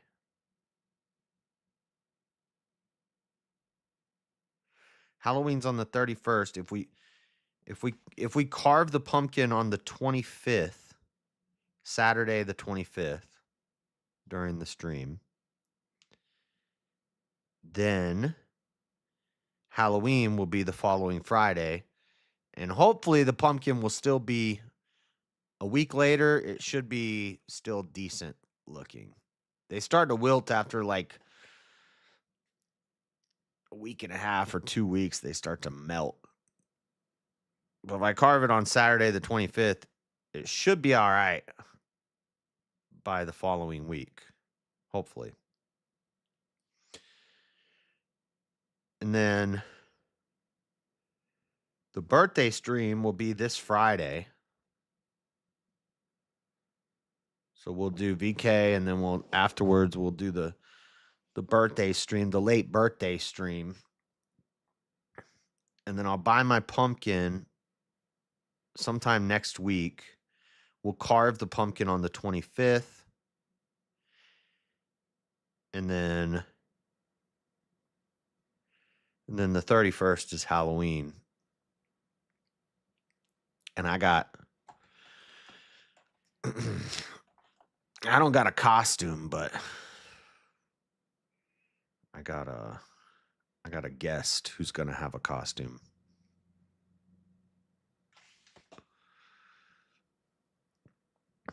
And then 21st, carve the pumpkin on the Saturday. Maybe we'll do Saturday night, we'll carve the pumpkin. Maybe Saturday morning after I stream Friday night on the 24th,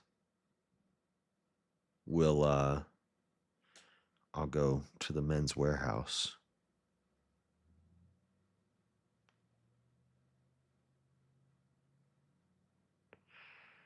So I get paid from work and I get paid from YouTube on the same day.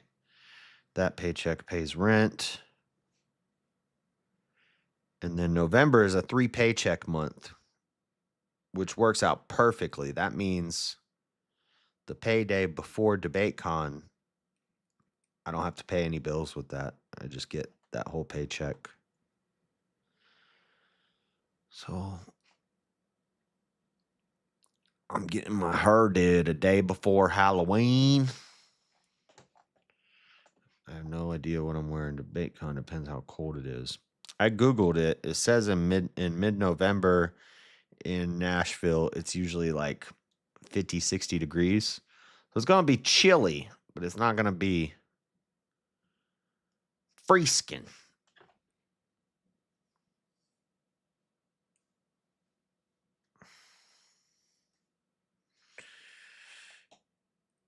They say that I'm reckless.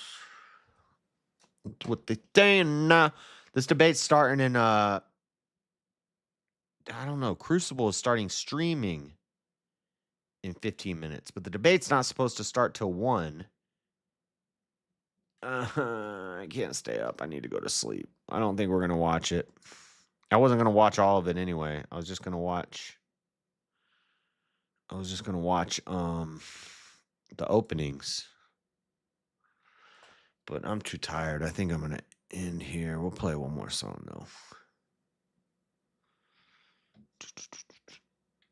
Yeah, I can't barely keep my eyes open. Well, I only got like 4 hours of sleep yesterday because I woke up early to do the debate last night. Which I agree with chat that I won. It wasn't a landslide like I thought it would be. I was getting really annoyed actually. I wasn't controlling the conversation like I usually do in debates enough. It's hard with Terriot because he's a slippery snake. He's not a snake in a bad way, but he's a slippery guy. And I had a whole list of like questions and points I wanted to make. And I didn't even get to a bunch of them because every time I wanted to be like, what about this? Let's talk about this. Let's talk about this. He just keep going, oh, well, what about fires? You're going to ban a fire? And I was getting I was getting very irritated. And I was like, oh, what? I made arguments from incredulity a couple times. When an argument from incredulity is when you're like, that's just crazy. And I did that a couple times. You're not supposed to do that in debate. That's not an argument. That's a fallacy. But didn't know what else to say. I was just like, dude, this is annoying. We've been over this. You keep just saying, what about sugar? What about caffeine? What about fires? We're going to ban fires. I already explained. There's multiple uses for those. They don't kill people. No, I'm not saying we're going to ban fire. But he just kept going back to it.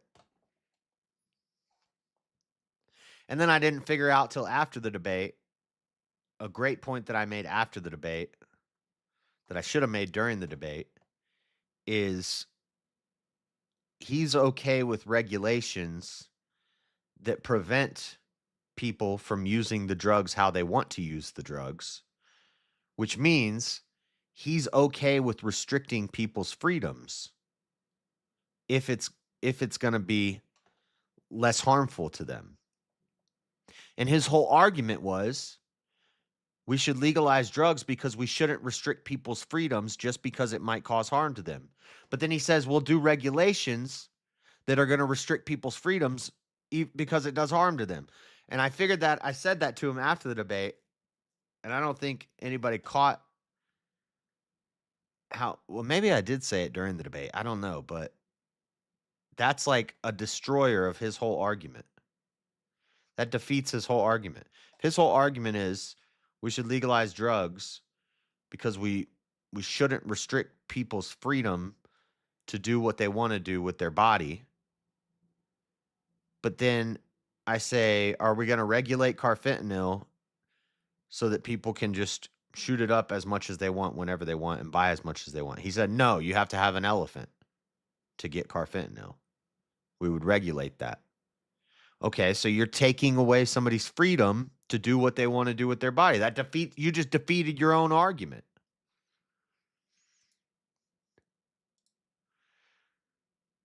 It was very frustrating.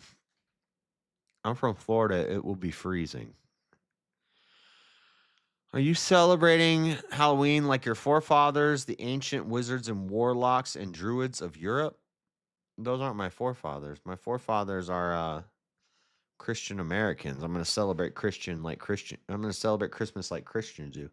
You know, the pumpkin is a Christian thing.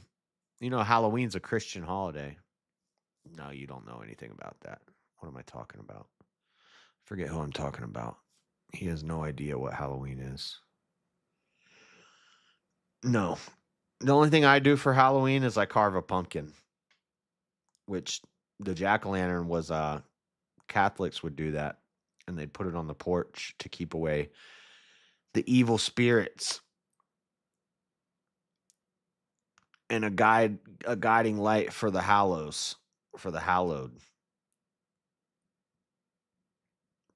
The hallowed are the saints that died before Jesus was crucified. So All Saints Day, we celebrate the saints that fell before Jesus died. And then All Hallows Eve, which is Halloween, we celebrate those saints when they rose up after Jesus was crucified. That's what Halloween's about. That's the meaning of Halloween. That's the origins. That's the meaning. The jack-o'-lantern is started by Catholics, and everything else is just capitalist. There's a lot of pagan crap that goes on Halloween, a lot of degeneracy.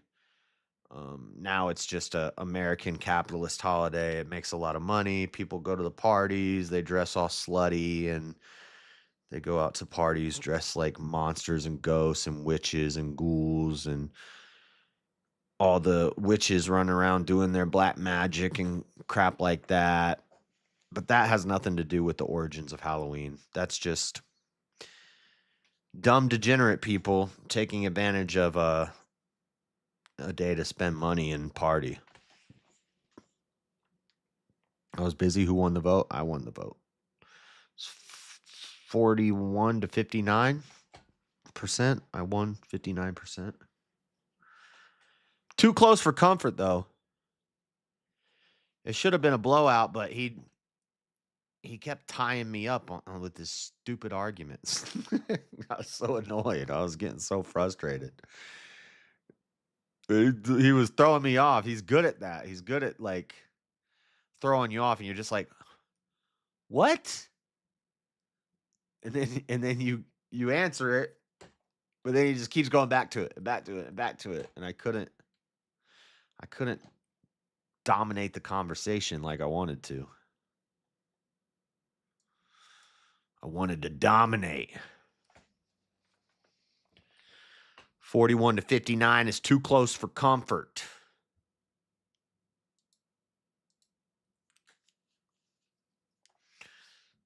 They say that I'm reckless. Well, see, his stream starts in 5 minutes, but the debate's not going to start in 5 minutes.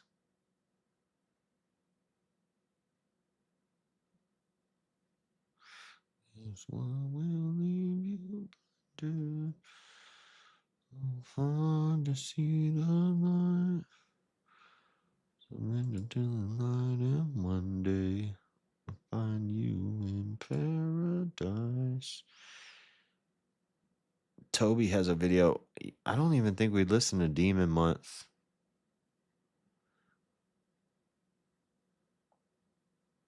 Pride is the devil. Get a hold on me. Pride is the devil.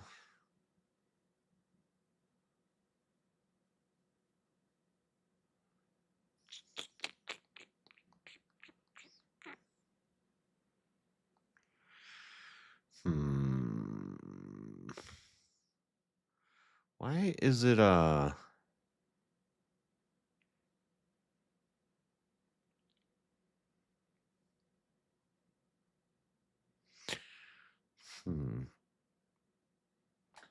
why is it not showing me the albums?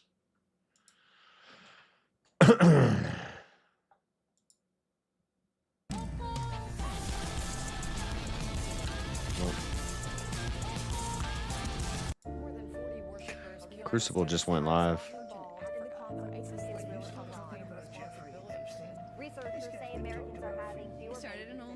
I heard you made $1 million. I've been to a couple of Diddy parties. That sounds just like me. I don't know if he I swear that sounds like my voice. He says, I heard you made $1 million in a day. He's talking about that Tay-Tay girl. This is a holy rebellion. This is a holy rebellion. Nah. This is a holy rebellion. They think that I am a hellion. But nah. This is a holy rebellion. Said that the world gonna hate me. So why would I want it to love me? They all Judas, they gonna betray me. And it doesn't bug me. I gotta stay faithful to God. I gotta be true to the king. I can't put on a facade. I'm one of the few that'll swing. Tell me, what do you know about working your butt off and losing it all? They ban me, they say I'm taboo, but I gotta stay true to the call. But most of them working for Satan, and that's just my view of the fall. Look, I got a past and God used it. I'm new, but I used to be soft. Look, if the world going this way, then I'm going against it. Ain't pulling no punches, I'm packing the gun. This is fun. If I said it, I meant it.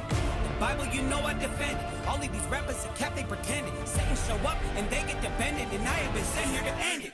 Good boy. You sit at the table with God, then you making deals with the devil. Y'all missing the mark.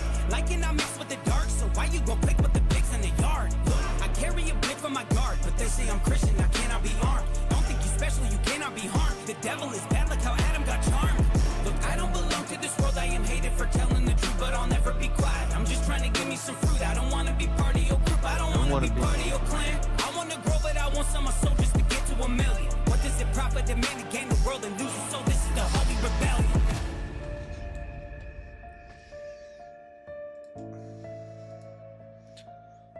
This is the Holy Rebellion.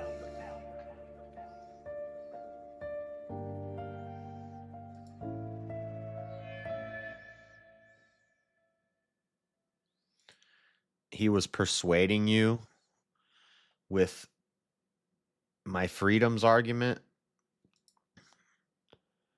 And then what about isms? That was persuasive to you? Well, that's why I don't debate women. Typical. What's this new intro? This seems like a pretty cool intro. I watched a man weaponize the forms of rational discourse against reason itself. The face of intellectual evil is here. I watched a man weaponize the forms of rational discourse against reason itself. The face of intellectual evil. I just hate AI music so much. I'm so sick of AI music. I can't stand it. Oh my God. I cannot stand the AI music. And then people make AI songs and they send them to me. They're like, play this, JS, play this. Play it on the stream. And I'm like, I really don't want to. I got the chair song on my soundboard. Chair song's cool.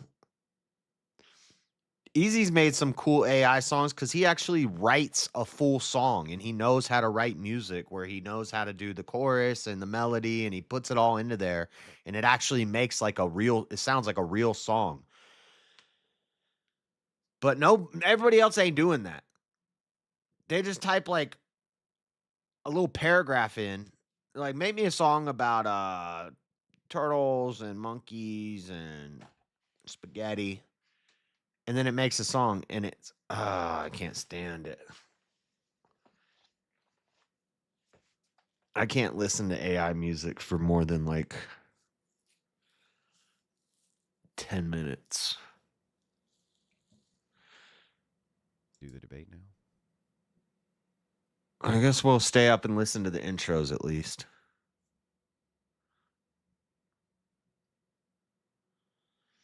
I'm just going to listen to the opening statements and then go to bed. But it's starting in 10 minutes, so.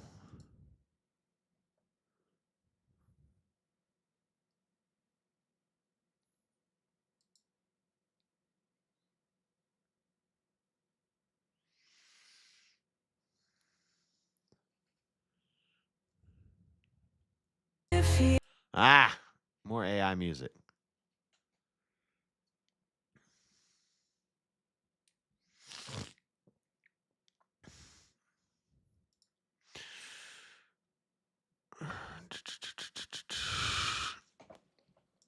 Okay. Do I have too many windows open? What the heck do I have so many windows open for?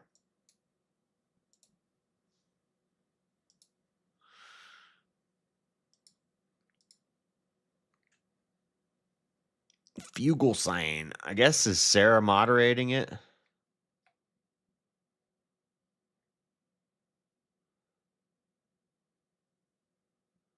Who the heck is that? Catch the keys, keep the Tesla. Dude, I wish somebody would walk up to me and say that.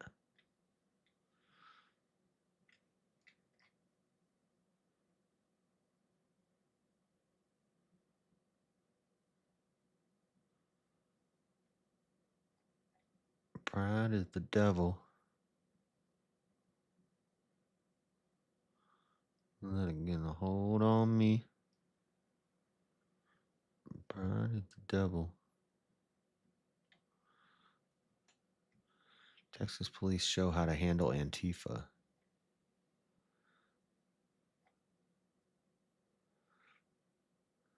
The flesh-eating drug taking over San Francisco.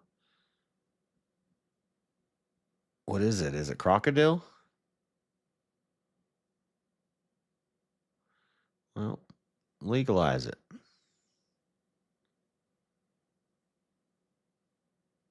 Probably Trank.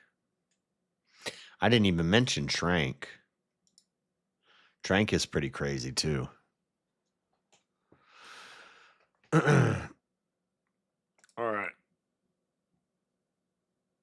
I just want to listen to the opening statements and then I'll raid you guys over there.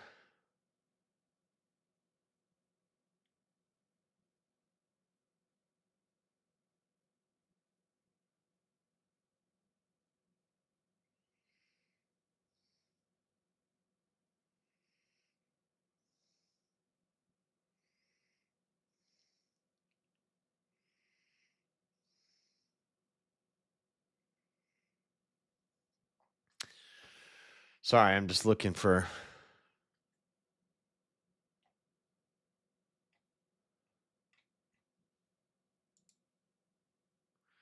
Just looking at stuff until this debate starts. Looters strike 5 LA stores. Major panics as illegal sanctuary eats itself. Dude, it is going crazy out there. Saturday, we're going to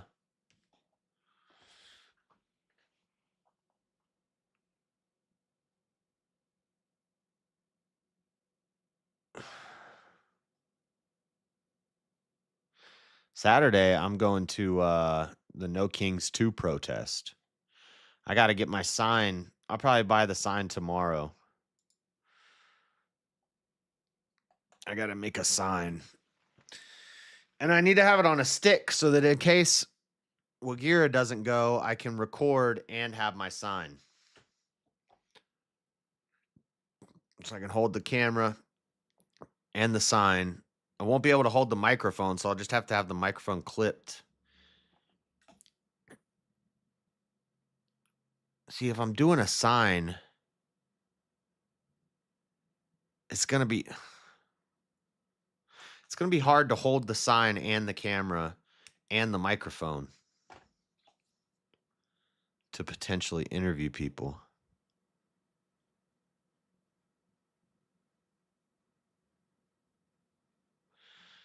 I guess I could just walk around with the sign and record people and have it clipped on my shirt. And then if somebody starts talking to me, I can set the sign down. I'll get one of those wooden stakes, stick it in the ground, and then take the microphone off and talk and just hold it like this and go back and forth while I talk to people. But I don't think they're going to talk to me. I think they're going to, because I'm going to wear a MAGA hat. And I'm just going to walk around and ask them if they plan on killing anybody today.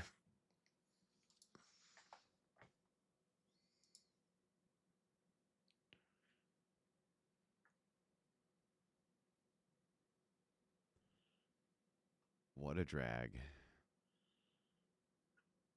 Is he about to start?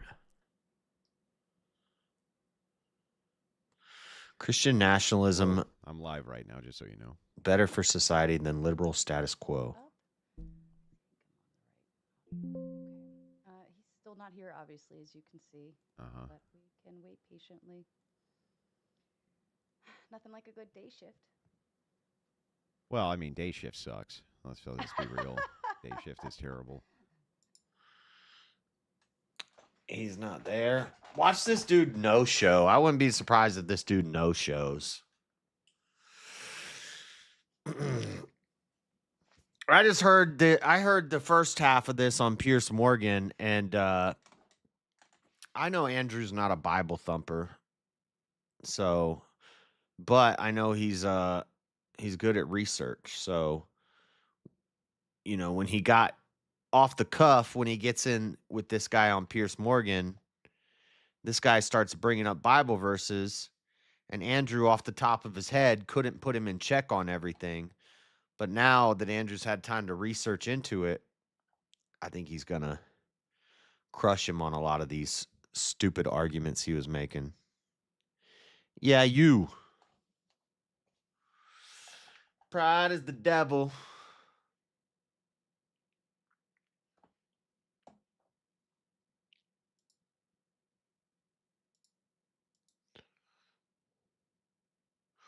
Trying to find Demon Month 3.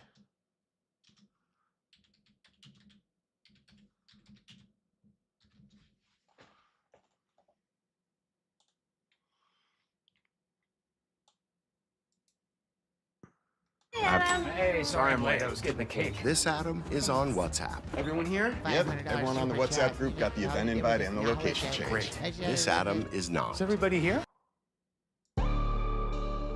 I haven't listened to this yet. I don't think.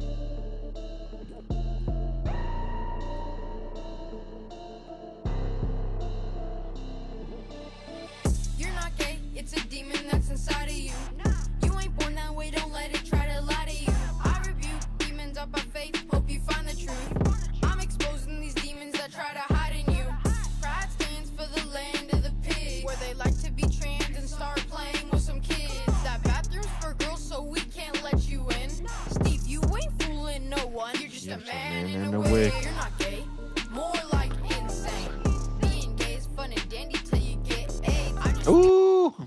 being gay is fun and dandy till you get AIDS. I've heard Toby's verse, but I haven't heard the whole song, I don't think. The truth, and I don't care about gay rights. I can tell the left is mad cause my dad raised me right. You think you a woman cause you rockin' a stiletto? Don't make me get my airsoft, I'm knocking off a pedo. All y'all gonna be burning like the rich man. You are not a woman, just a dude with some implants. We don't rock with Demon Month. The only Christian rapper steady calling out the demons, huh? Down in hell it won't be demon fun. Jesus come and make you heathens run. You don't rock with Demon Month. Never, I don't rock with Demon Month. Real men of God don't rock with Demon Month. He's still listening to music. Real men of God don't rock with Demon Month. You ain't playing God, you'll never be the one. But when he come, you gon' see that he don't rock with Demon Month. You'll be in the flames if you don't repent, cause God don't play your evil games. I'm born again, you demon, we're not even the same. I point my kids to Jesus and you point them to the grave. I just want them to be free, but you just want them as a slave. You ain't brave cause you came out of that closet. We just trying to stuff you back inside, you just a product of propaganda. You are not Amanda, you are Steve, it's automatic. I will not abandon my beliefs cause I'm a Christian and you know that I'ma stand up on that Bible. I'm ripping every gay flag that I see cause it's an idol. You're a man and you think you're getting cramps and taking Midol? You are not a she, her, you just want that title. And to every Christian rapper silent shaking in their boots, we know that you cowards love the fame more than the truth. I got the proof, it's almost like that you don't want them to be free. You made 100 songs and still ain't called out the LGBT. Holy smokes, we don't rock with Demon Month. The only Christian rapper said calling out the demon, huh? Down in hell it won't be demon fun. Jesus come and make you heathens run. You don't rock with Demon Month. I don't rock with Demon Month. Real men of God don't rock with Demon Month. You ain't playing God, you'll never be the one. But when he come, you gon' see that He don't rock with Demon Month. Somebody tell these Peter Puffers since Yeshua's season. You call it Pride Month, I say it's a month for demons. Go to Mark 5 so you can see what I'm reading. Who else called themselves a they film? That was Legion. Look at all the lies that the media feed them. If you don't want a wicked, then you enable the heathens. These homosexuals, they won't make it into the kingdom. Romans 1:26, they gon' say Paul was preaching. Bryson, are you transphobic? I'm telling them yes. You not a transgender, you just a man in a dress. Look at Chris Tyson, now his whole family's a mess. We pimp because I know the one that can cancel a debt. And you're clearly not a woman, it's easy to tell. Look at Bruce Jenner, a child can see that he is a male. And don't get mad, but Blair White has a demon as well. You say I mean because I'm not trying to lead them to hell. We don't rock with Demon Month. That the only Christian rapper said calling out the demon, huh? Down in hell it won't be demon fun. Jesus come and make you heathens run. We don't rock with Demon Month. Me, I wrote it. I don't know who wrote it, but whatever. I thought he was starting to debate. Never, I don't rock with Demon Month. Nah, real men of God don't rock with Demon Month. You ain't playing God, you'll never be the one. But when he come, you gon' see that he don't rock with Demon Month. All right. If this dude hasn't shown up. I sure tried. Oh, here we go. Here we go. A little bit late, but thank you for having me. That's okay. That's okay. Is that what you? I don't know, Andrew. Are you? I think I'll just go. This is my default setting for some reason on StreamYard. So if you don't mind me looking like I'm in heaven, I can just do it from here. Is Andrew gonna pull up his screen? Or I can run downstairs to the basement where I have a real green screen. Why don't I do that? And I can just leave this open if that's okay. It's up to you. That'll take 10 seconds. It's your show. I will wait if you need to. Well, if that's okay, I won't look like I'm floating in the clouds. So let me just do that really quick. Is Andrew gonna show him on the screen? Thanks. Mm-hmm. Remove that. Maybe we should go to Sarah's because I don't know if Andrew's gonna show their video at all. This is to all you out there who love your watch, your Lambo, and your wife's fake tits. Wake up. Wake up at 3 a.m. This is a pretty good. I don't like this version as much. Rare, that's what a man is. Is Tomato even live? Rip, that's what a man is. Rare, that's what a That is what my steak is. That's what performance is. Lambo, it's what men drive. You sleep. Men drive trucks.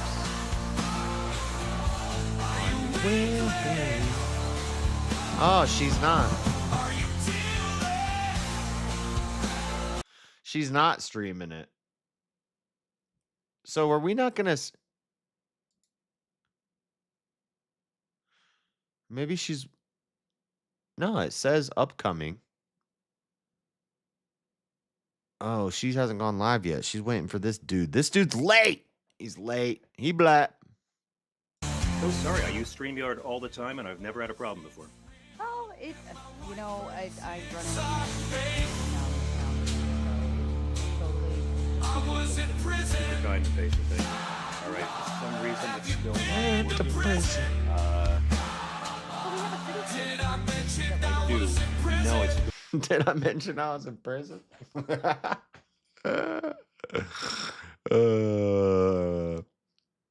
Okay, are they about to get started? all right. Y'all are so kind and patient. Thank you very much. Yeah, absolutely. If Andrew's not going to show this dude on his screen and just have his face on, then I'm going to go to Sarah's channel and watch it.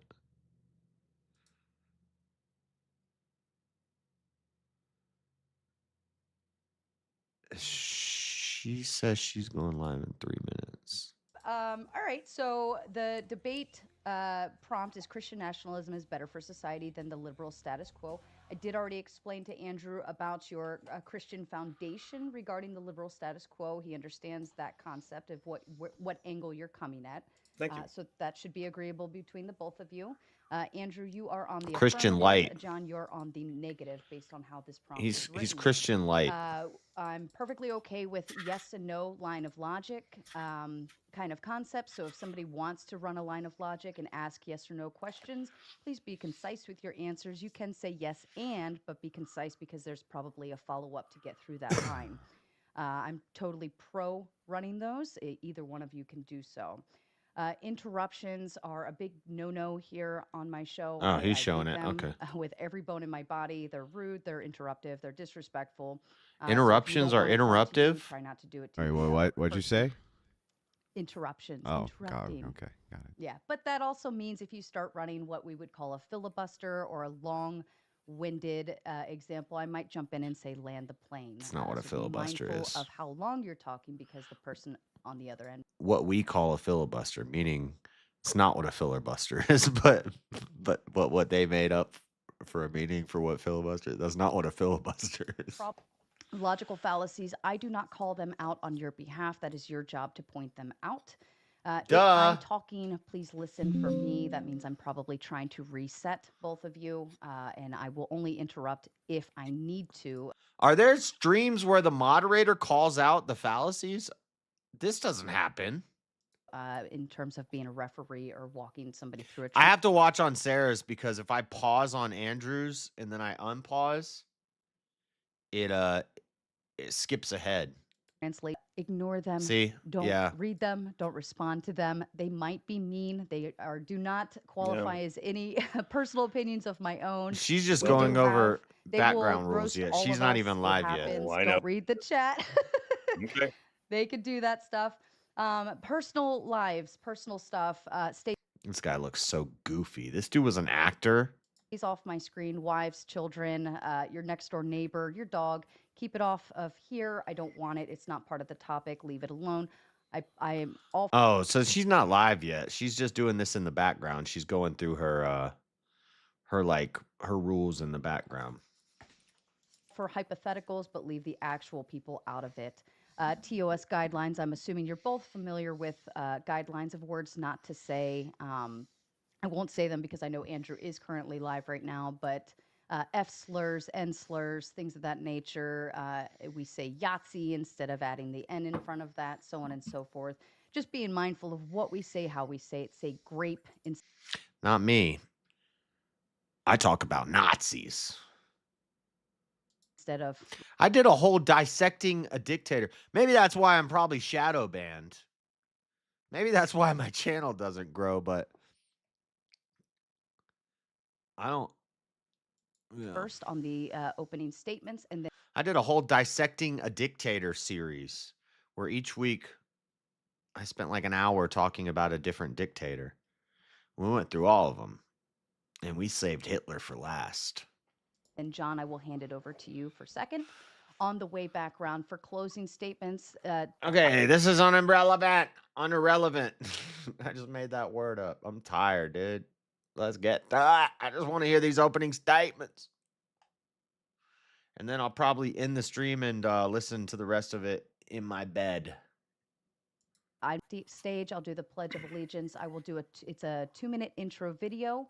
Approximately 30 seconds before that intro video ends, I will put you back on stage, and that's just your cue that you will be on screen shortly and not to do anything silly. Okay? Thank you. All right. Good luck to both of you. Man, not this intro again. Andrew hates her intro. Not this fucking intro again. Oh no, come on. Pinocchio's helicopter. To the flag of the United States of America and to the republic for which it stands, one nation, under God, indivisible, with liberty and justice for all.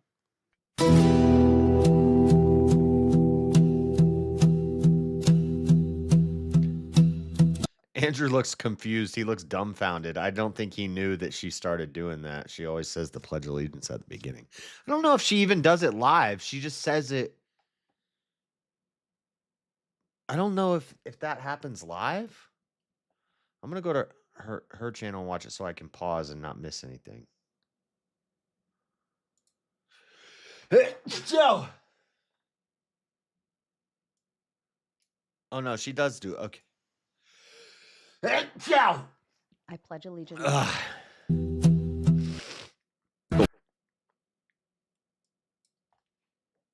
think I arrived too late. Yeah, the Bible study's over. We're just watching. This is kind of relevant. It's a debate about Christian nationalism. So they have enough. Yet we could still look at biological reality in determining who's a female. I think her intro is pretty good. I like her intro. Politics, right? This is my ideology. Wow. Yeah, but so 2015. Anyone go back and watch the footage? The first GOP debate. Cool, Robert. Oh, they dead? With a crowbar, you said.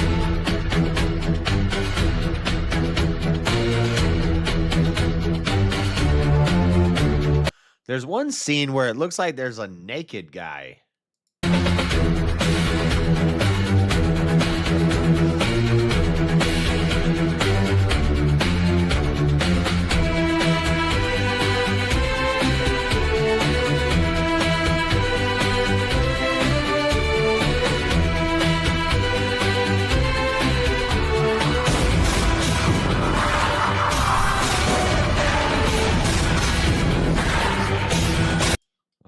Enough the music. Oh, we're ready? Let's go. The Raging Okay, we're just going to listen to the openings, guys, and then I'm going to bed. This afternoon, I have with me Andrew Wilson from The Crucible and John Fugelsang. Both of them are here to debate the topic, Christian nationalism is better for society. She's not even going to say what he's from? Whoa. If you enjoy debates, please make sure to make your way over to Modern Day Debate for our DebateCon coming November we're going to listen to 15th, the opening 14th and 15th, statements. I believe, down in Nashville. And then I'm going to end the type stream. in Raging because I got to get to bed. Get your discount code there. Andrew, would you like to begin with your opening statement, please? You're muted. Sorry. Yeah, thanks for having me on for the debate today. Appreciate it, and John for showing up. Let me start with two quotes from John's book, Separation of Church and Hate.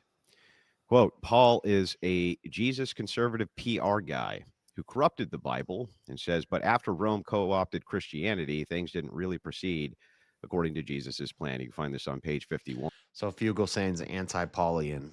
He thinks Paul is like a fake prophet. Dude, Paul's the GOAT. Paul's the best one. Paul's my favorite disciple. He wasn't a disciple, but he's my favorite New Testament author. You know what I'm saying. Second quote, Saul would later become Paul, missionary to the Gentiles, one of the most significant figures in early Christianity and one of the most contradictory. If Jesus was the game-changing rock star, Paul was his hardworking, deeply uptight, conservative PR guy. It's the same message from two different perspectives. Most of the sexual hang-ups of the New Testament come from Paul, who believed the world would end in his lifetime and generally felt that everyone should be celibate like him. Everything that passes for homophobia, misogyny in the New Testament comes from Paul, not Jesus. For better or worse, he is the person most responsible for organized Christianity as we know it, and that's from page 43. Here's why those quotes are important. For those unaware, John has created, with his own body of work, an epistemic pincer, a logic trap of his own making, and he couldn't even see he was doing it when he wrote it. If Paul corrupted Christ's message, as John claims in his book, and the church also corrupted it in 300 AD, 380 AD, as John claims, then how can John trust that words attributed to Christ in the Bible are even accurate? He can't. Additionally, St. Paul didn't just write the epistles, separate from the other apostles. They were aware of him and his teachings and approved of it. St. Luke wrote the book of Acts, for example. If they couldn't distinguish between what Jesus wanted and how what Paul was doing went against Jesus, they were either completely useless and ignorant, or they were in on it. Either conclusion, destroying their writings, including the quotes of Jesus. If he thinks the Bible isn't accurate and is corrupted, then he can't claim to know what Christ even taught or believed. If he does believe the Bible is the preserved word of Christ, then he has to believe that St. Paul was a proper and right representative of Christ's teachings and cannot disparage him as a, quote, homophobe. He also would need to believe that the church body that preserved and compiled the Bible held on to the intent of the Bible, and that church body all are homophobic, conservative non-Christians, according to John's own claims. Either way, you'd need to reject the Bible and Christianity, at least his made-up version of it. Because John likely may not even understand what I just said from a logical point of view, what the audience will see today is what's called cognitive dissonance. The reason John has this is due to his Trump derangement syndrome. John doesn't care about the Bible or Christianity.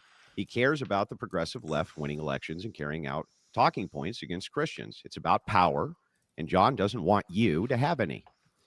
What's objectively hilarious here is that this debate isn't even about the Bible at all, or even John's failed to.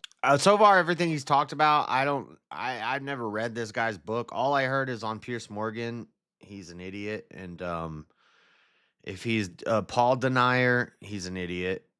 If he calls Jesus a homophobe, he's a beta male and he's an idiot. Epistemology and Christology. This debate is about Christian nationalism being better for society. Paul was the progressive GOAT. Status quo. Besides Jesus, Paul's the GOAT. As far as non-Jesus and non-God, I think Paul's the best character in the Bible. I don't know. I'd have to think about that. He's not a simp like Solomon and Samson. I like Solomon, Samson, David maybe. David's up there with Paul. I think David and Paul could be tied. Besides Jesus, David and Paul might be tied for second place. To contrast this, the Christ Nationalist Society is a prop. And Phineas, they didn't write a lot about him though, but Phineas was a GOAT. Position. And build a website you love. Somebody was who was I listening to debating, and they're like, "Do you know the story of Phinehas? Man and a woman. Do you know the story of Phinehas? He stabbed a sword through two people because they had sex together." Who was that? Who was doing that debate? I can't remember who it was, but Phineas is a GOAT. And all propaganda should be moved to the state promotion of that family unit.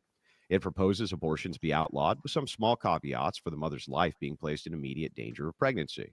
It proposes that mass migration be stopped and replaced with manageable immigration policies for the purpose of managed integration without putting the cultural burden on an already burdened domestic population.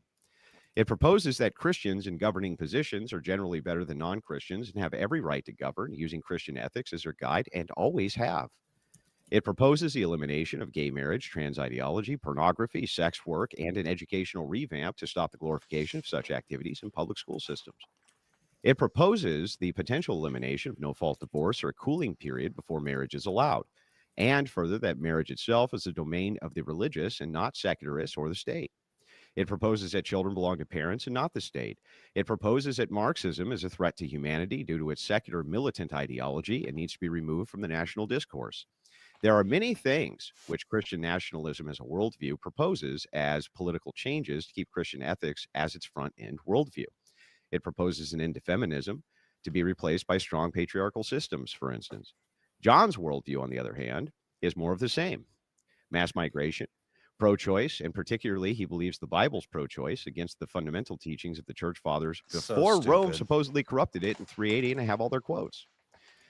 Gay marriage and the celebration of homosexuality. I hope Andrew found the verse about stoning the sojourner if they don't assimilate. It doesn't say it in those exact words, but basically, if a stranger comes into your village and they pass their child through the fire, you stone them to death. And passing the child through the fire was their tradition. It means they keep your traditions when they're in your home. That's not what we have at the southern border of America. They're not keeping our traditions. And identity, part of the status quo of John. The promotion of trans ideology, part of the status quo of John. The promotion of feminism and female clergy, status quo John. The promotion of sexual liberation, status quo John. And essentially all other progressive views. He's a status quo progressive, nothing more. John basically wants to use the Bible to promote progressive values, but in order to do this, he has to take out the pesky parts, which he doesn't like. Yeah, you skip over which a lot. is why he sees Paul as a corrupt. I know people that claim they know Christ, but they skip over the words of the Bible they don't like. Hilariously enough, he admitted to me he thinks Jesus is God, which, if true, means that Jesus nuked Sodom and Gomorrah, flooded the earth, endorsed slavery, and all of the other great sins in his book that he attributes to God. Yet another contradiction, considering he says Jesus was, quote, a groovy dude. John is a progressive operative, and though perhaps no longer paid by any DNC group, but he is an ideological operative nonetheless. It's also ironic. Jesus was not a groovy dude. I'm tired of this soft Jesus narrative. John says he's tired of people trying to wasn't a his hippie religion when his parents' religion didn't hold that Paul was the conservative PR manager in a failed Christ messaging contest. Now, I have given the parallels between the ideologies and the advocations. Note here, this isn't about a debate of the Bible itself. This is a debate about the effects of having a Christian nationalist society as opposed to having a progressive society, which John wants. As we go through the effects of both of these societies, just note the effects of mine. Practicing Christians are less likely to divorce, report greater happiness levels. In fact, the more rigorous they are, the happier they are. Virgins, for instance, report, especially Christian ones, the most long-lasting term of marriage satisfaction rates and the highest happiness levels compared to the rest of the population, putting a lie to sexual liberation. Children in married homes with a mother and a father have the best long-term outcomes in their lives, and if they're practicing religious rigorism, have even more success in life and are less likely to be prone to. I think you could just say religious rigor, practicing religious rigor, or practicing religion rigorously. But I don't think rigorism is a word. Drug abuse and criminality. Religious individuals 24% less likely to be involved in criminal activities. Religious participation is associated with 20% reduction in recidivism, even among offenders. Higher religion correlates with lower attempts at violent crime with a decline 15% or more. Religious teens 30% less likely to engage in delinquent behaviors. These are just some of the benefits of my worldview being pushed on society. Countless benefits. But I can give you the stats for all of them, everything I just listed. Note, no data is perfect, and these stats may vary a bit poll to poll and depending on the study. But what isn't questioned to any significant degree is if religion itself and the Christian religion operates as a deterrent to criminality and makes for a better society, because the answer is most certainly yes, it does. I can justify each of these proposals I made during both Christian ethics, and I can use secular data talking points to prove both sides of it, and I'm happy to do so. John, on the other hand, can't. And the reason why is simple. The society he proposes, which is secular in nature, has no foundation for ethics at all. None. Zero. It's totally arbitrary, and that's what will be exposed here today in this debate. Thank you, Andrew. And John, to you, please. Thank you so much. Well, thanks for having me. Hello, everyone. Thanks for all your lovely comments. So I was invited here to talk about Christian nationalism. I hope it's okay that I didn't prepare any insults or slights or taunts at Andrew. I wish Andrew nothing but love and good health and a Shut up, pussy. Oh, sorry. This is a Bible stream. I'm not supposed to be cussing. Shut up, beta. wonderful life and joy. And so I hope it's okay that I didn't prepare any you know, middle fingers for you. Thanks for having me. I I just go by the Bible and the words we have. That's the Bible we have, and so I base what we have based on what we have there. Jesus treated women as equals. He was not misogynist like Paul. How about when how about when Mary, Jesus's mom, said, "Jesus, can you make the wine?" And he said, "Wait, woman." What'd he say? What'd he say?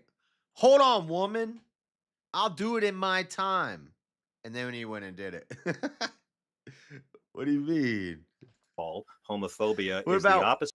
what about when he called that woman a dog that bites the hand that feeds? And I understand that that's like that was a test that he was doing to her because that was a rabbinic phrase and it had a meaning for the Jews, and so she was supposed to answer it a certain way, and she did. He wasn't actually calling her a bitch. Female dog, calling a female a dog. He wasn't actually calling her a bitch. He was testing her, and she passed the test. Opposite of the Sermon on the Mount. But still, no, there was hierarchical, patriarchal systems. He called his mother woman. She asked him to do a favor, do a chore, and he said, "In my own time, woman." Mount, and it is not possible to follow the teachings and the Beatitudes and the sermon and think you're better than gay people. Now, Christian nationalism doesn't work. It could work as a society. I'm not here to say it doesn't. I just say it doesn't work with our Constitution or with the Gospels of Matthew, Mark, Luke, and John. It's not compatible. You can't do it. The movement is about power. And across history, we've seen every time Christianity tries to fuse itself with nationalism, it always betrays Christ. It always self-destructs, and it's always about one group of people who think God likes them better and they are elevated above everyone else. So I go by Jesus, who fulfilled the old covenant and brought the new one, right? His message is love, not fear. Jesus brings a new covenant, and that is why Gentiles get to have bacon. That is why you don't have to keep kosher. That is why you can drop the homophobia, and it's why nobody actually follows the book of Leviticus unless they're. Oh my God. All the anti-gay stuff is reiterated in the New Testament. That's a moral law. That's not a tribal or a ceremonial law. Those are for Israelites, and they still stand to this day. Jesus didn't, do away with those. They still applied to Israelites, to Jews. But the homophobia thing is reiterated in the New Testament. They're called abominations.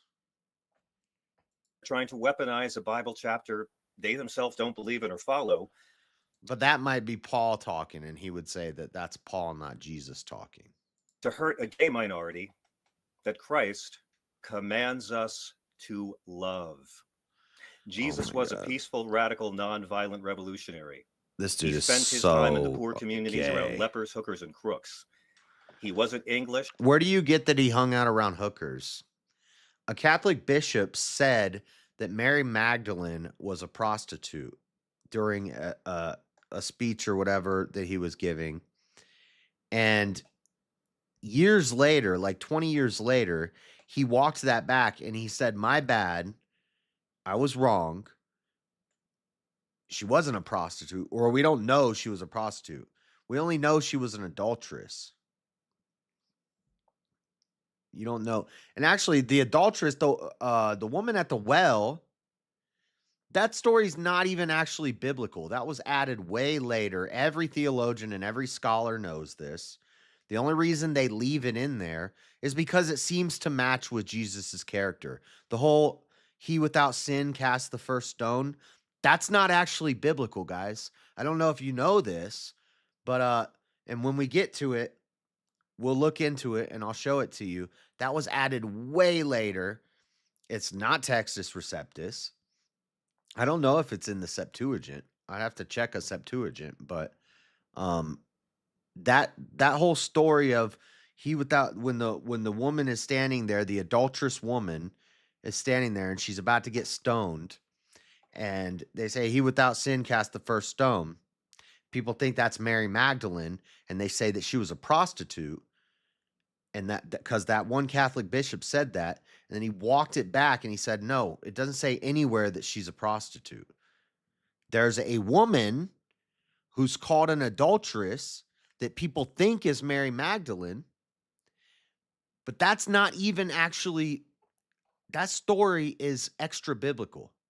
It was added way later. It shouldn't even be in the Bible, but it's in there because it's a nice story and it seems to match Jesus's character, and it gives Christians their only excuse to say that Christians shouldn't support capital punishment.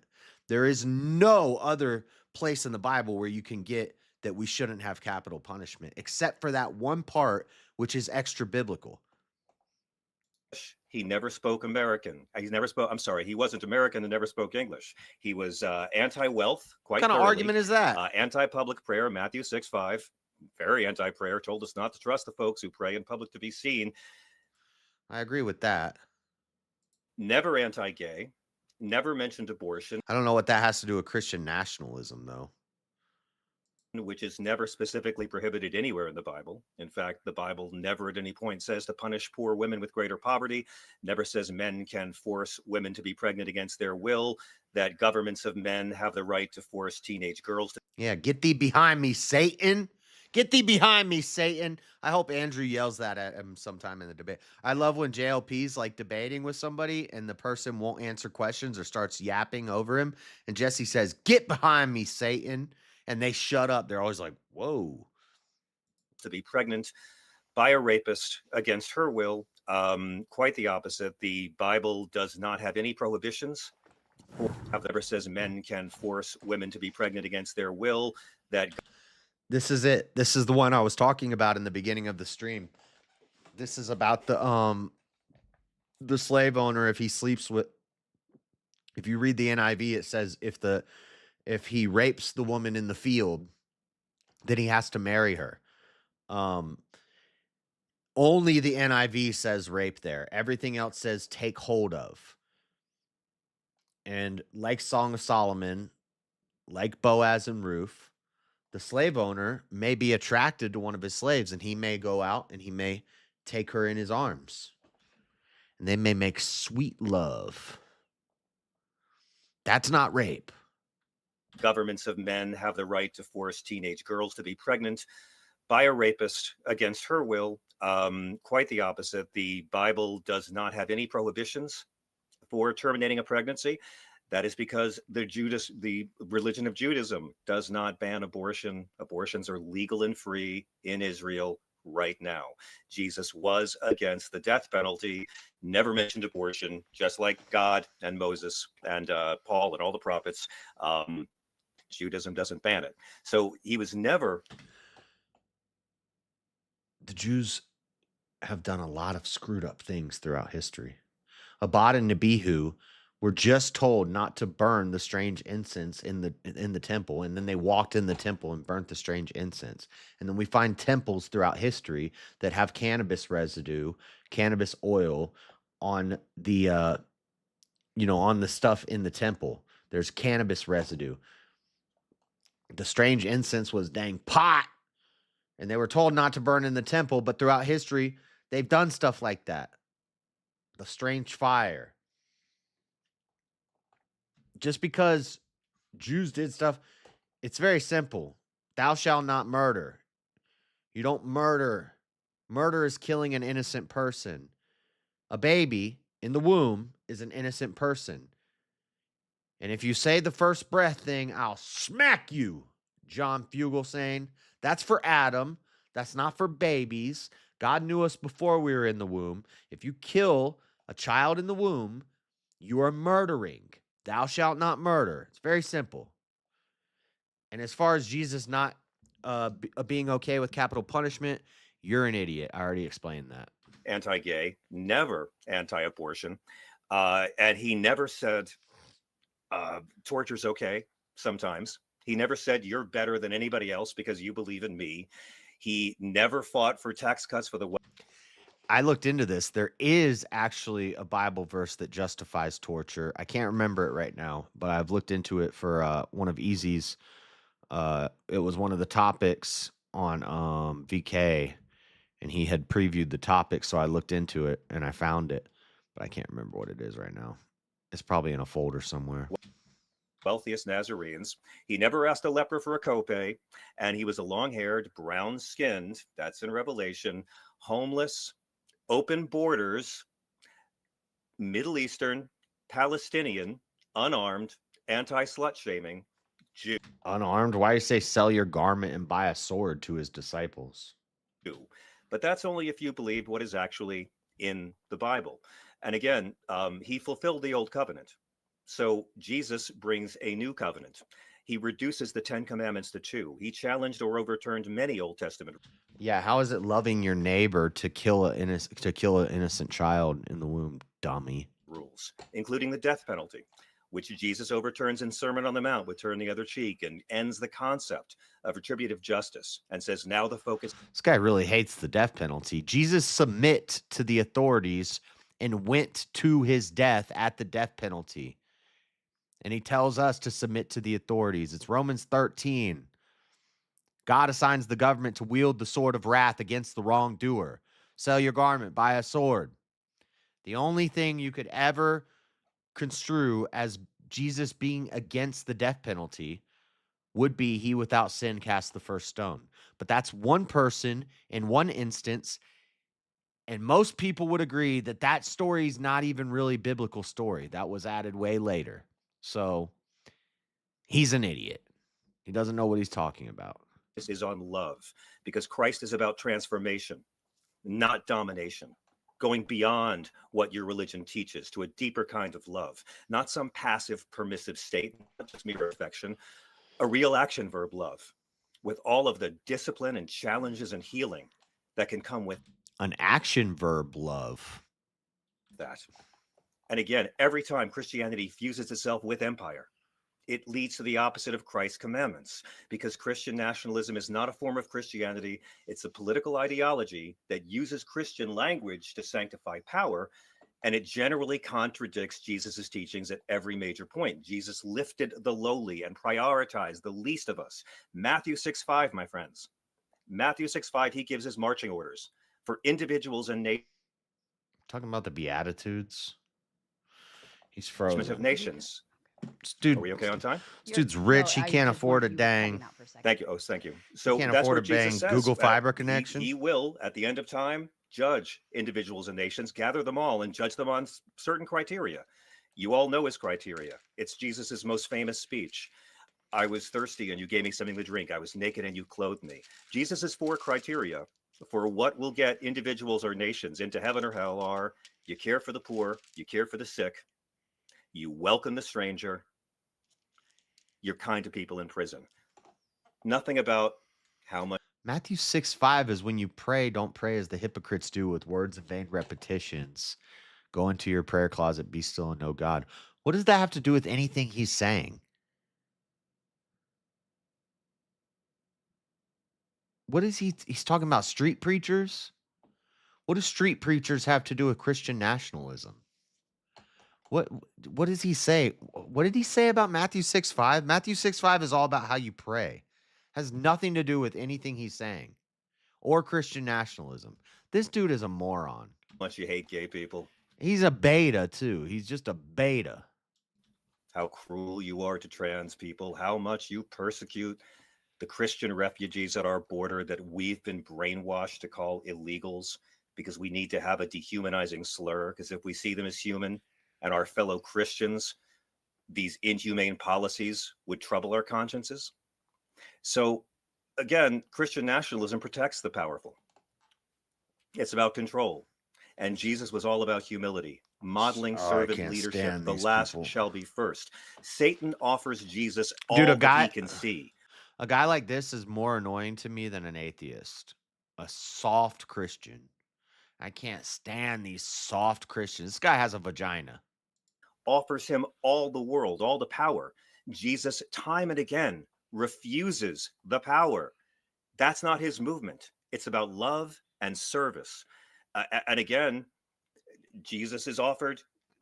He's offered multiple times to be a king, and he withdraws into the wilderness. He's not about power. He welcomes the stranger. It says he's going to come back to conquer every nation and rule the nations as king. That would be a Christian nationalist. A global Christian nationalist at that. Global Christ nationalist. Dummy. That's Revelation. I have such bad memory with versification. I think it's Revelation 7.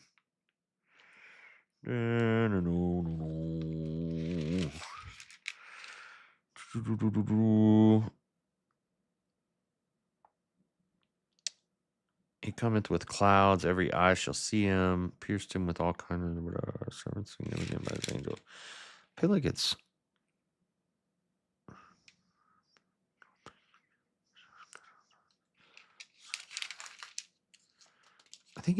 I can't remember. I think it's Revelation God of the 7. Old Testament commands the Israelites to welcome the stranger and treat the alien as one of our own.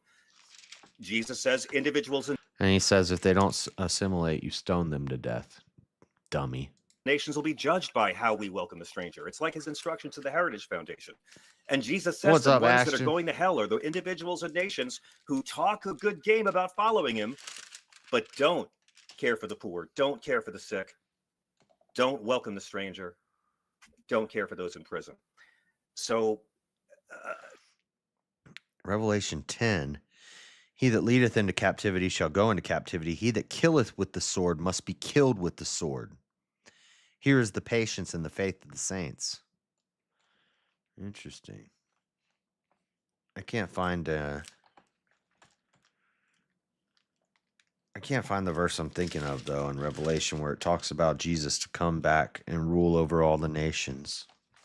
But it's in there. He preached love. He opposed domination.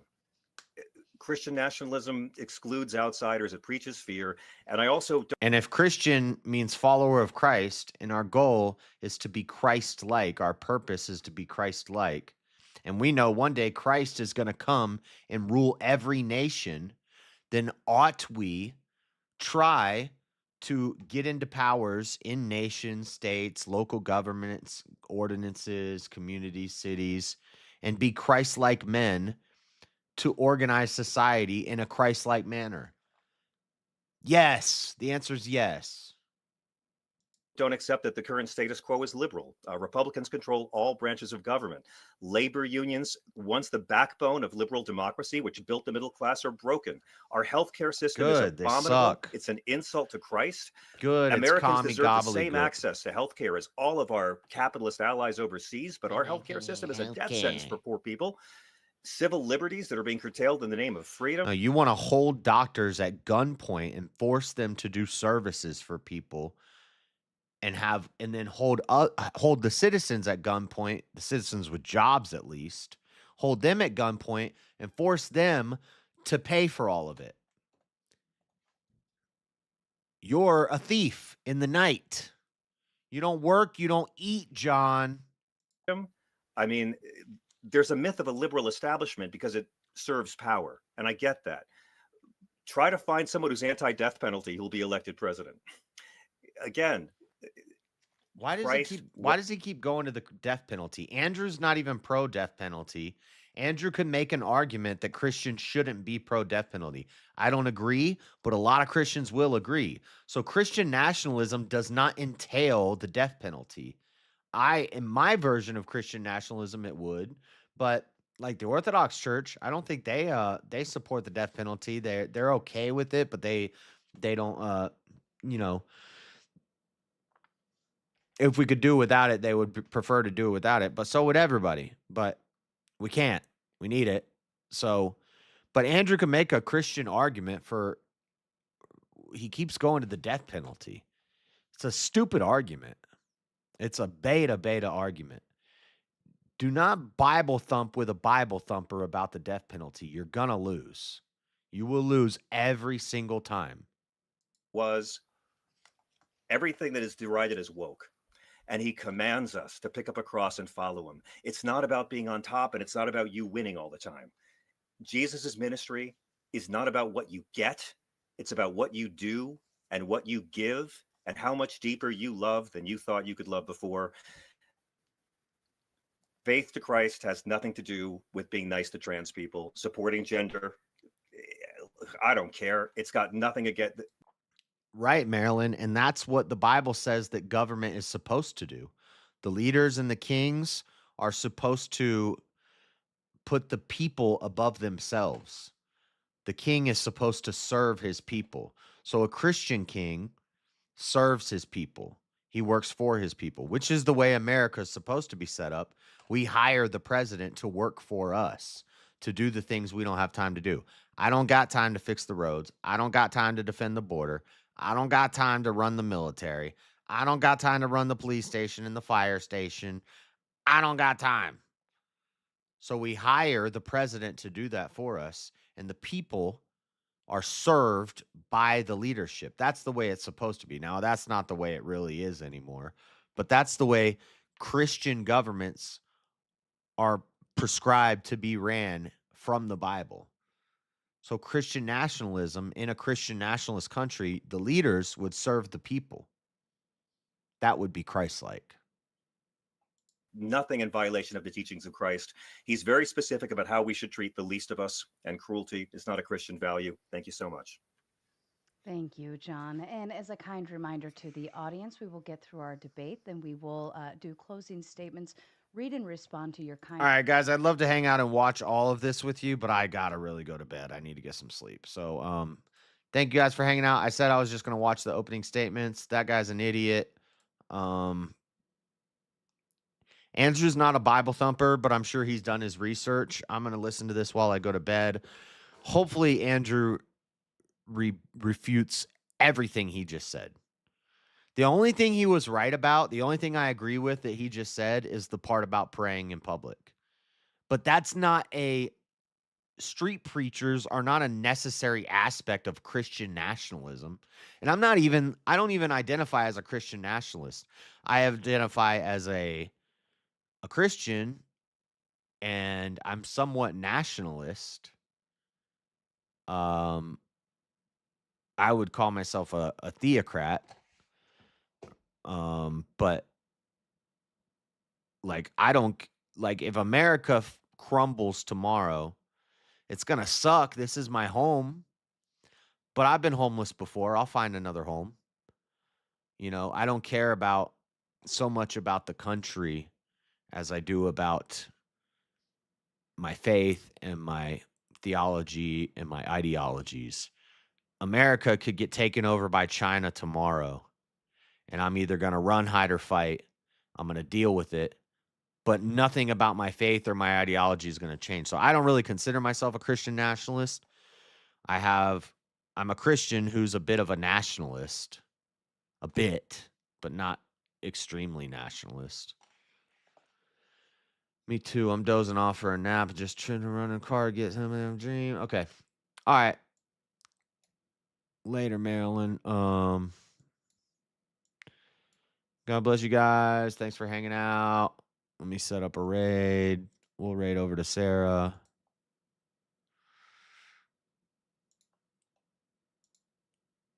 And I will catch you guys later. God bless. We'll be back tomorrow and we'll finish up Job. All right. I'm out. Peace.